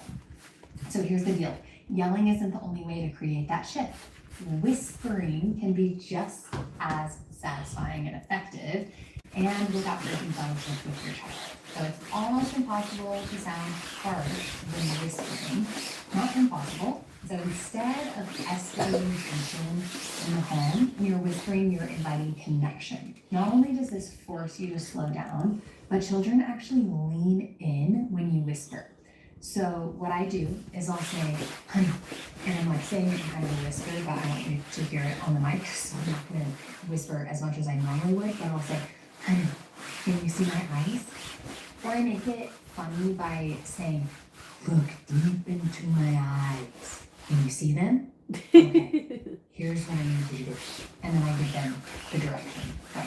So you know that moment though, when you can feel your patience just snap? There is a moment, it's like you have a fork in the road and you can choose patience or you can choose the snap. So what if I told you that there is a way to prepare for it before that moment even comes? Imagine spending 1 minute practicing patience before the situation even arises. Take a moment to visualize your usual triggers, the situations where you lose your patience. Maybe it's your child running free, or not picking up their toys, or any number of things. Imagine that trigger. Now, picture yourself responding differently. You take a deep breath, pray, and actually respond with gentleness. The more you practice this mental shift, the easier it becomes when you're in the moment. This works because of something called neuroplasticity. God made our brains in a way that we can literally rewire them to respond differently. The truth is that you can actually become a different person if you want to. If you're curious to learn more about how this works, I have a whole free workshop where I dive deeper into how homemakers can apply this to their daily life. So you can check that out using the link below. Sometimes I still need a deeper heart shift though, and that's when I turn to this next 1 minute habit. If you want to instantly turn your heart around an issue with your children, you'll want to memorize this poem. And it goes like this. There are children in my home, how blessed can I be? There are children in my home, I'll act as if the Lord is with me, because he is right there in the room. So whenever I feel frustration rising, I try to have the presence of mind to quietly say the poem, and it'll totally change my perspective completely. It's amazing how a simple phrase or poem like that can shift your heart in an instant. But sometimes I need more than a reminder, and I need God's truth to anchor me. The enemy loves a weary and discouraged mother. And that's why I keep a Bible with specific verses tabbed so that I can quickly turn to them. And I have little notes next to them to remind me of things like, don't let the enemy steal your joy in motherhood.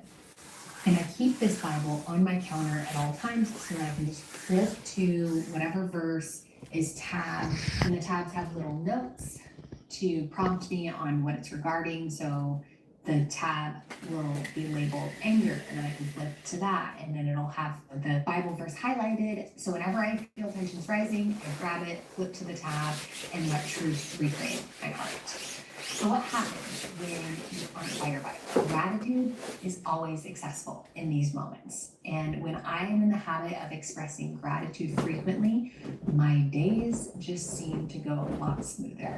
And my favorite way to do this is something that I call the one big, one small gratitude practice. And I talk about this in my course, but here's how you do it.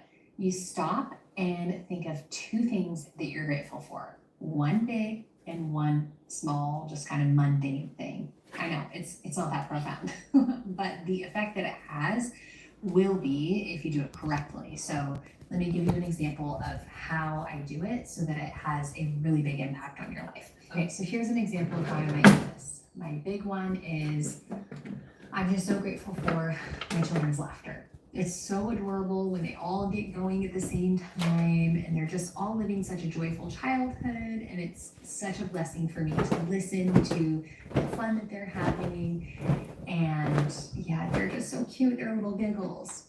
Okay, and then my small gratitude is the hot cup of coffee that I had this morning. It was so delicious and rich and exactly how I like it. And I love that I can look forward to a nice warm cup of coffee every morning. So you can see how I'm really gushing over each topic, and that is the takeaway. So if you're just like, I'm grateful for my kids and I'm grateful for coffee, that's not gonna do much. But if you take the full minute, like take a full minute and think specifically about what you're grateful for and then really romanticize it, that's gonna have a big impact. So let's be real though, sometimes the problem isn't just you, but did you know that our children aren't sinless? I'm sure you're aware of that. But just when you think everything is going smoothly with your children, they hit this streak of constant disobedience, and you're left wondering, who is this child? I think it's probably totally normal for our children to fall into these cycles of constant disobedience or just not listening or not doing the things that they know they're supposed to do. And we were recently in this cycle, and I felt the frustration rising in me every time I had to tell my child to do something or not do something that I knew that child knew to do or not do. So I started this little trick. I call it the praise. Did you know that Amazon has a $50 million fund that they have to pay out every month? And here's how you can get a cut of it. My name is Charlotte Nicholson, and we help everyday people grow their income with this one simple method. And we're pretty darn good at it. Our company, Publishing.com, was named the 19th fastest growing company in America. And the only reason we're so successful is because of the success that we've created for others. And I'll tell you why our method works so. Prayer sandwich. So before you correct, offer a praise. After you correct, say a prayer together. It's super simple, but it'll have a huge impact and it'll make you feel like less of a nag. And I think that one of the problems with moms is that when our children are in this cycle of just constant disobedience for whatever reason, there could be a million different reasons, the mother gets also into the cycle of constant correction. And then it makes us angry because we're like, this is not the mom I want to be, but you're making me be this kind of mom, right? If you would just be the perfect child, then I could be the perfect mother. But then that kind of perpetuates itself and it creates this really toxic cycle where you are not the mother you want to be. And so by reframing the way that you correct your child and praising before and then praying after and sandwiching that correction in between the two, it's really creating an opportunity for connection and discipleship. So it goes something like this. Hey buddy, I love how creative you are. Please remember to clean up your creations before walking away. And then you'll pray about it. And that just softens the words and it keeps their heart open to that correction. So it's just more effective in general. All right, and speaking of wise words, let me share a game changer for you.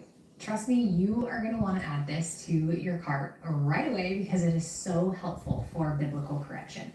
There's a little booklet that I hang on my fridge, and it's called Wise Words for Moms by Ginger Hubbard. It's a quick guide for turning discipline moments into discipleship moments. Whenever I need truth instead of frustration to lead my words, I turn to Wise Words for Moms. It seriously feels like cheating when I use this.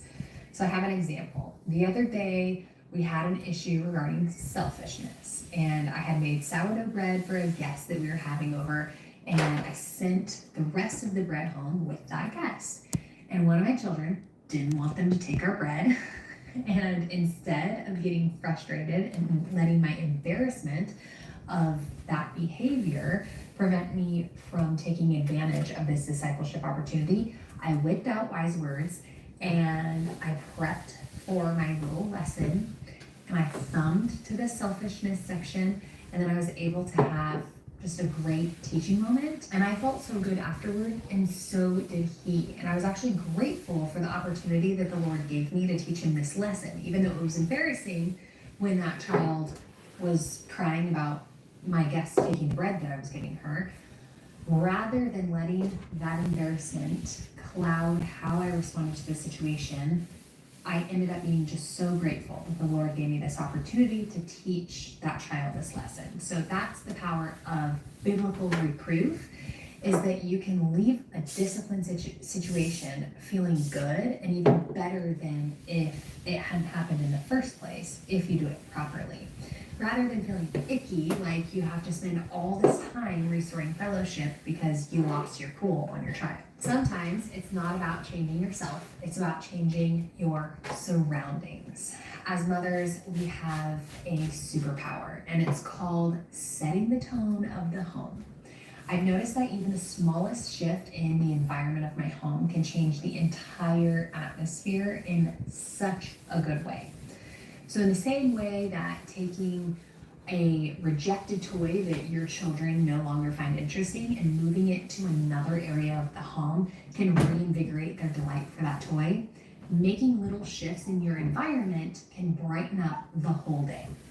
So turn on worship music, light a candle, open all the windows in the house and let fresh air flood the house. All these little things sound so small, but environment shapes mood. And so you get to use those little shifts to create the exact environment you want. But sometimes none of this will help. Sometimes you are at a breaking point as a mother and no 1 minute habit will change that. And that's when you step away. Understand that you are not trapped in situations like this. You are allowed to leave the room. Take a breath, maybe thumb through a cookbook, sip your coffee, sit by the fire, or just step outside in the fresh air, write a page in a journal, pray. This isn't avoiding motherhood. It's refreshing yourself so that you can mother well. Yeah. I think that moms sometimes feel victim to the chaos, but that's a lie. You can leave for a minute to calm yourself down and feel empowered to come back, showing up as just a more confident, warm, gentle, and patient mother. Mothering well isn't dependent on your environment. It's dependent on how you utilize the tools that you are provided. Patience and gentleness isn't something that we just magically wake up with one day. It is rewired in your brain, one small habit, one prayer, and one good decision at a time. So tell me in the comments which of these habits stood out to you most. And please don't forget to subscribe for more encouragement in your homemaking journey. You can be the gentle and patient mom that you longed. Jerome's has the latest technology in motion seating to take your comfort to the max. And right now, buy any sofa and get the matching love seat half off. Or It's what keeps you up at night thinking, this is how they'll remember me. You feel overworked, overstimulated, and overwhelmed. You feel like your days are drudgery. I have the best news for you, Mama. There is a way out. So today, that's what I'm talking to you about. I'm talking to you about mom anger, or some people call it mom rage, whatever you call it. It is simply the inability, or the seemingly inability, to control your anger as a mother. So as I do that, I'm going to take you through a few things that I'm doing throughout my day. The first is I'm cleaning up after our first big windstorm of the year. And then I am showing you one of my favorite new ways to make shredded chicken, which to some people it might not be revolutionary, but to me it is, because I don't usually use boneless, skinless chicken breast. But I have found a way to make it so juicy and super easy to shred. I'll leave the method in the description, but all it is a method of cooking it. And I use a Dutch oven. I don't use a slow cooker, because ever since I got my Dutch oven, my crock pot was completely irrelevant, because everything tastes so much better in the Dutch oven, and I can do everything in it. I can saute, I can brown, braise, slow cook, all the things, and there's just so much more flavor. And I feel like everything in a crock pot kind of just has like a crock potty taste, and I don't get that with a Dutch oven. So the method is I just throw a few pounds of chicken breast into the Dutch oven, and then I sprinkle on taco seasoning, and then like a quarter to a half cup of butter, and then I plop that in the oven at 225 for 3 to 4 hours, and I forget about it. That's it, and then I shred it up with 2 forks, and it is so juicy and tender and flavorful. So tonight I did it with taco seasoning, and I made little taco bowls, but I actually got this method from a Mississippi chicken recipe, which I had never heard before, but that recipe uses, so it's the same thing, except instead of taco seasoning, it uses a packet of ranch seasoning and then a packet of au jus. And so I have done it that way, and I've also done it with a packet of Italian seasoning and a packet of au jus.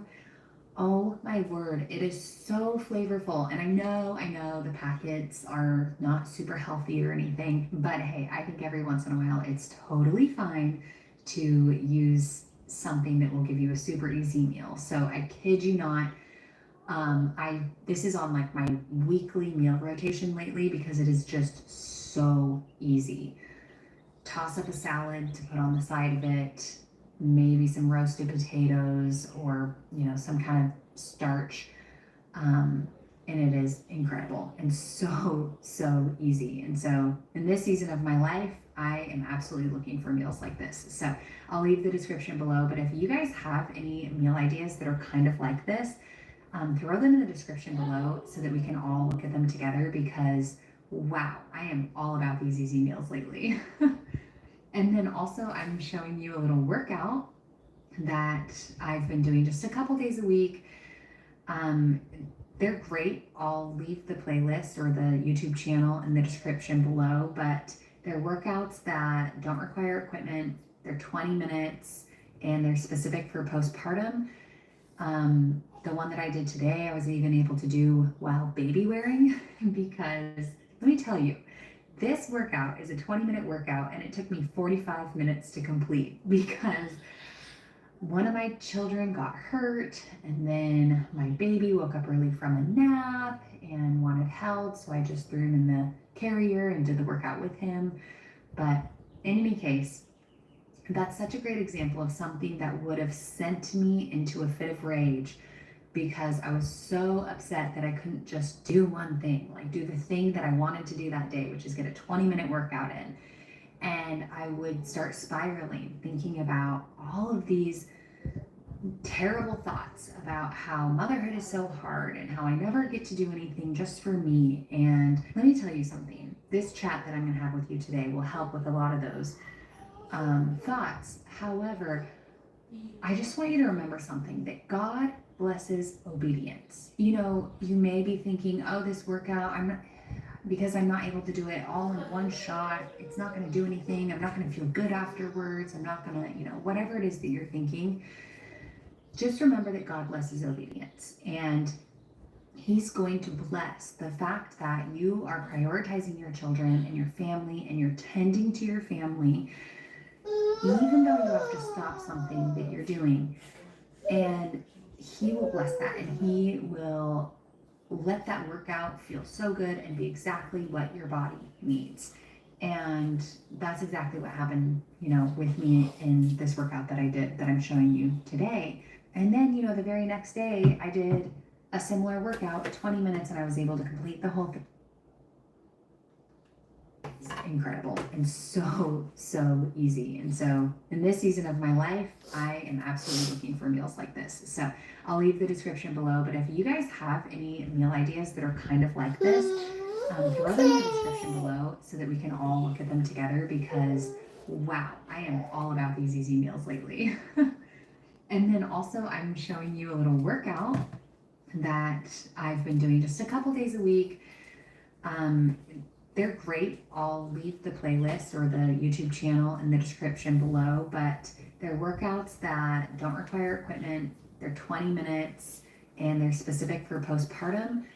The one that I did today, I was even able to do while baby wearing because let me tell you, this workout is a 20-minute workout and it took me 45 minutes to complete because one of my children got hurt and then my baby woke up early from a nap and wanted held, so I just threw him in the carrier and did the workout with him. But in any case, That's such a great example of something that would have sent me into a fit of rage because I was so upset that I couldn't just do one thing, like do the thing that I wanted to do that day, which is get a 20-minute workout in. And I would start spiraling, thinking about all of these terrible thoughts about how motherhood is so hard and how I never get to do anything just for me. And let me tell you something, this chat that I'm gonna have with you today will help with a lot of those thoughts. However, I just want you to remember something, that God blesses obedience. You know, you may be thinking, oh, this workout, because I'm not able to do it all in one shot, it's not going to do anything. I'm not going to feel good afterwards. I'm not going to, whatever it is that you're thinking. Just remember that God blesses obedience, and He's going to bless the fact that you are prioritizing your children and your family, and you're tending to your family, even though you have to stop something that you're doing. And He will bless that, and He will let that workout feel so good and be exactly what your body needs. And that's exactly what happened, with me in this workout that I did, that I'm showing you today. And then, the very next day I did a similar workout, 20 minutes, and I was able to complete the whole thing in one shot. So you win some, you lose some, right? I have a theory about mom anger.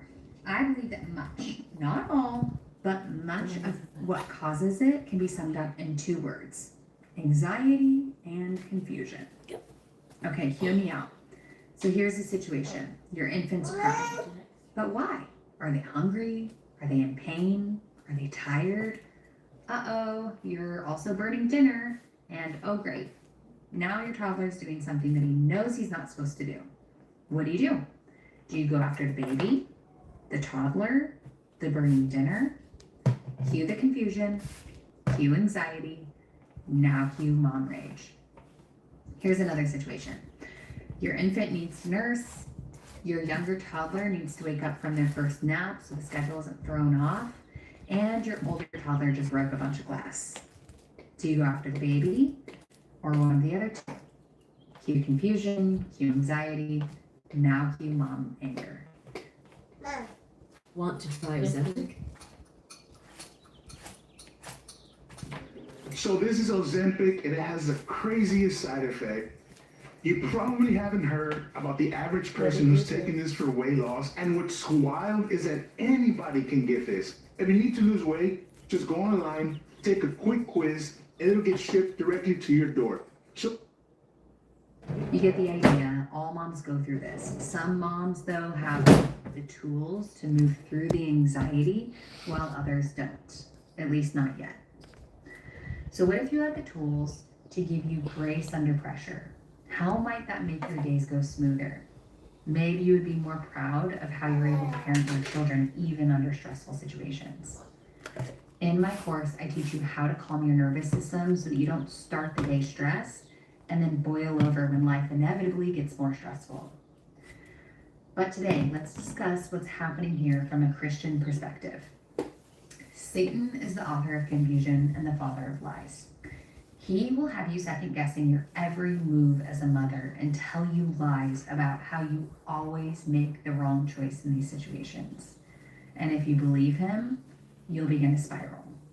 Does any of this relate to you? Do you often get triggered into a fit of rage? I know the feeling of lying awake at night, plagued by the guilt of how I treated my family that day. I used to pray that they don't remember these bad times or my mistakes. But I'll tell you what, now I pray that the Lord uses those times and perhaps even memories as a way for me to teach my children how to be a better parent to my future grandchildren. Motherhood is learning that it's harder to regulate your own nervous system than it is to teach your children to regulate theirs. Once I learned how to do this, I became a much more patient mother and joyful mother, and actually wife, by the way.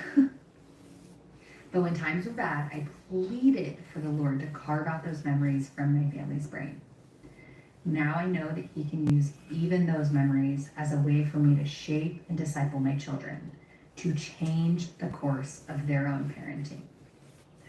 So here's some help from the Word on what we can do about mom rage. First, trust God's Word. 1 Corinthians 10:13 says, "No temptation has overtaken you except what is common to mankind, and God is faithful. He will not let you be tempted beyond what you can bear. But when you are tempted, He will also provide a way out so that you can endure it." God always provides a way out.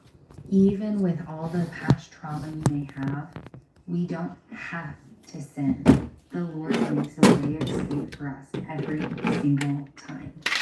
When you feel your temper rising, your face getting red, heart pounding, fist clenching, anger, pray to God and say, "Lord, please show me a way out." That's just a super simple thing that I've done that really helps me.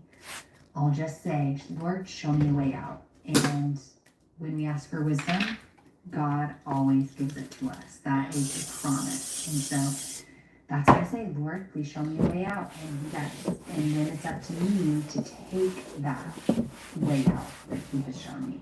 Second, God's word is powerful, living and active. It's sharper than a two-edged sword. Use it to fight this battle with your flesh. Armor up, get real about your sin, fight like it's coming after His precious child to devour him, because it is. We would die for our children. So put to death your flesh that rises up against him. Start by memorizing scripture so that in these moments of anger, you can draw on memory to bring yourself back to present awareness and out of fight or flight. And use this as your weapon against the enemy who so badly wants to wound your children. So here are a few verses that I love to memorize for mom anger specifically. Proverbs 31:26. When she speaks, her words are wise, and she gives instructions with kindness. I love this one because it's a reminder that you aren't her. You aren't that angry mom or that grouchy wife. God made you to be wise and kind. That is who you are. It's not too late to embody this woman, you guys. Satan would have you think that you've gone too far or that you can't change now because it would seem disingenuous. That's a lie. You can be her. The next verse I love is Proverbs 29:11. Fools give full vent to their rage, but the wise bring calm in the end. This one's a convicting one. Nobody wants to be a fool, right? And we all know how it feels to give full vent to our anger. You just let it rip, right? Are you okay? I'm so sorry. But this is destructive and I'm so only sorry I didn't need ignites to do the that. Are you okay? situation. You have the power to bring calm in the end. So that's what I love about this verse, is that it not only convicts and makes me think about who I don't want to be, but it also shows me the picture of the type of situation I can create in the end, which is a calm one. The next verse and the last one that I'll say today is Proverbs 15:1. A soft answer turneth away wrath, but grievous words stir up anger. I love this one because it reminds me of the mother and wife that I want to be, soft and gentle. I want my family to remember me as soft and gentle, not rough around the edges. Also, it reminds me that I will be much more effective if I do use a soft tone with my family. All right, so I hope this biblical support is exactly what you need to help with your mom anger. And if you feel the Lord guiding you to my course for help, please check it out in the link below. It's not specifically on mom anger, but I do address that a lot. I address how to deal with triggers and how to rewire your brain for Christ and calm down your nervous system. So there's lots in my course. Check it out in the link below. Thanks so much for watching. Watch what olive oil does to your body. Have some olive oil before your bed, and your sleeping partner will love you for it. Myth number 1. Olive oil will make you fat. Wrong. Over 80% of the calories in olive oil come from good fat. In fact, studies show extra virgin olive oil can actually help promote your body's ability to burn fat. So if you're trying to slim down, I recommend taking a shot of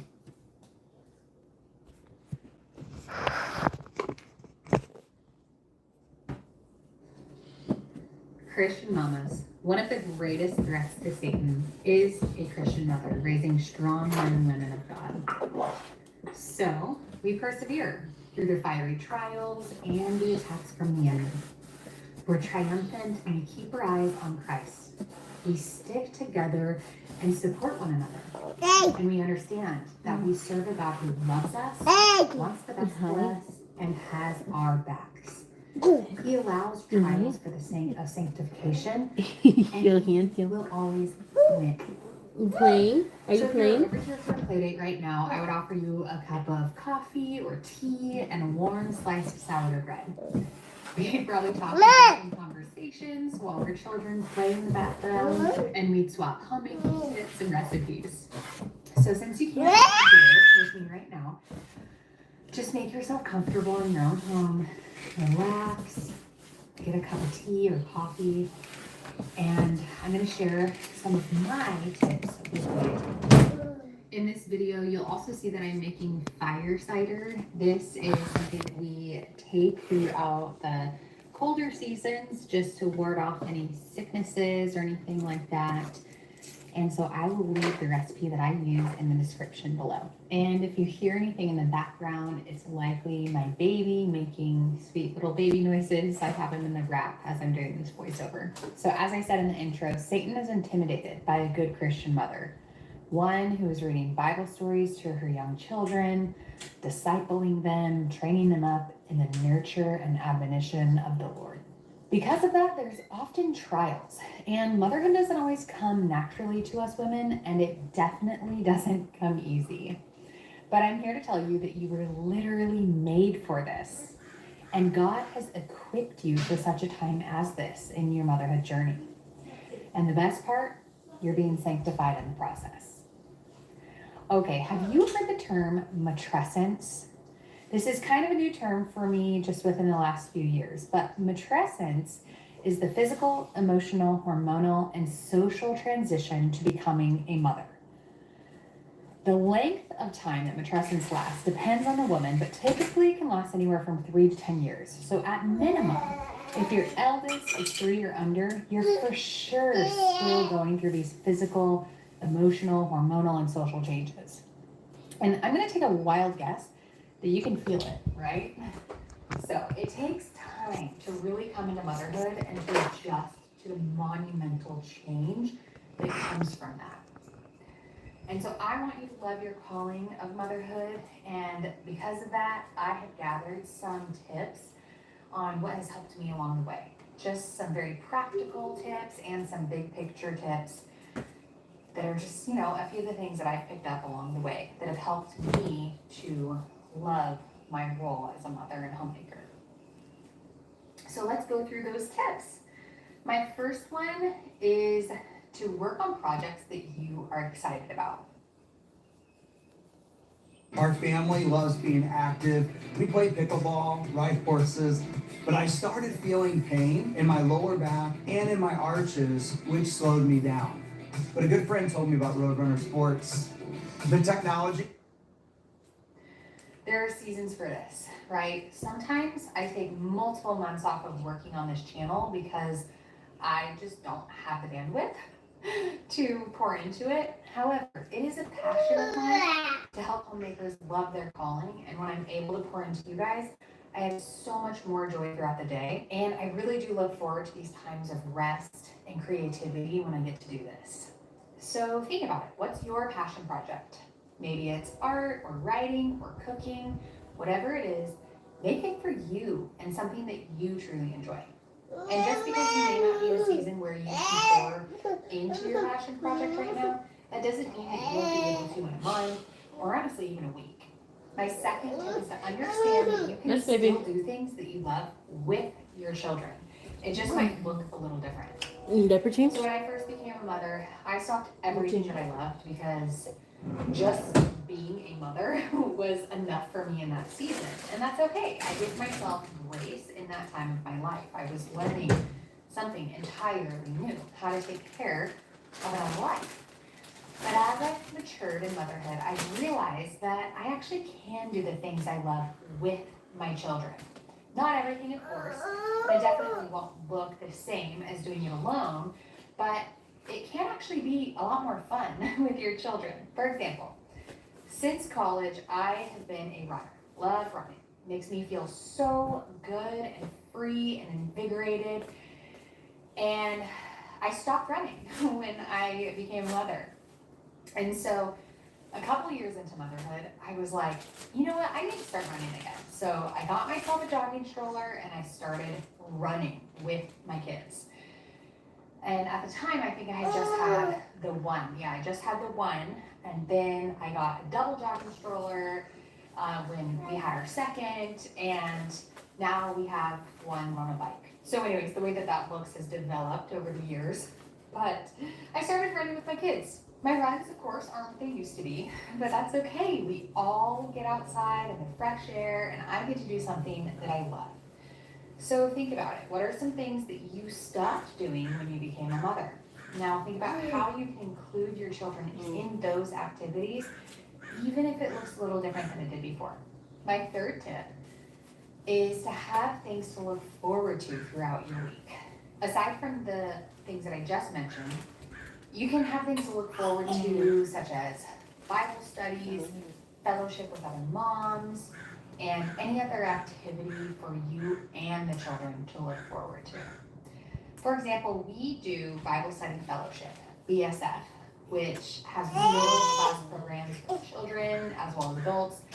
I have mentioned this in a previous video. I highly recommend seeing if you have one in your area. This has been so helpful for my own Bible study and helping me to deeply connect to the Word, but also my 4-year-old is constantly talking about the Bible, Jesus, and some of that comes from me teaching him, but a lot of it comes from BSF actually, which is so cool. So highly recommend that. Let's go put it in the trash I can. also host a play You ready to put group it? in the summer. Go show me where to put it. I either do it weekly or monthly, Where do you depending go on put the it? year and how busy life is Go in put it in the that trash. season. But this is Okay, so you know great where to to put it. Come host on. just a bunch of moms and Let's go put it in the trash. sit around our back patio and just talk and let the kids run wild outside. I also try to schedule play days once a week to connect with other mamas and, you know, just for the kids to play with friends. They look forward to that. And that fills my children's cup and it also fills mine. So it's a total win-win. So think about what you can carve into your week that you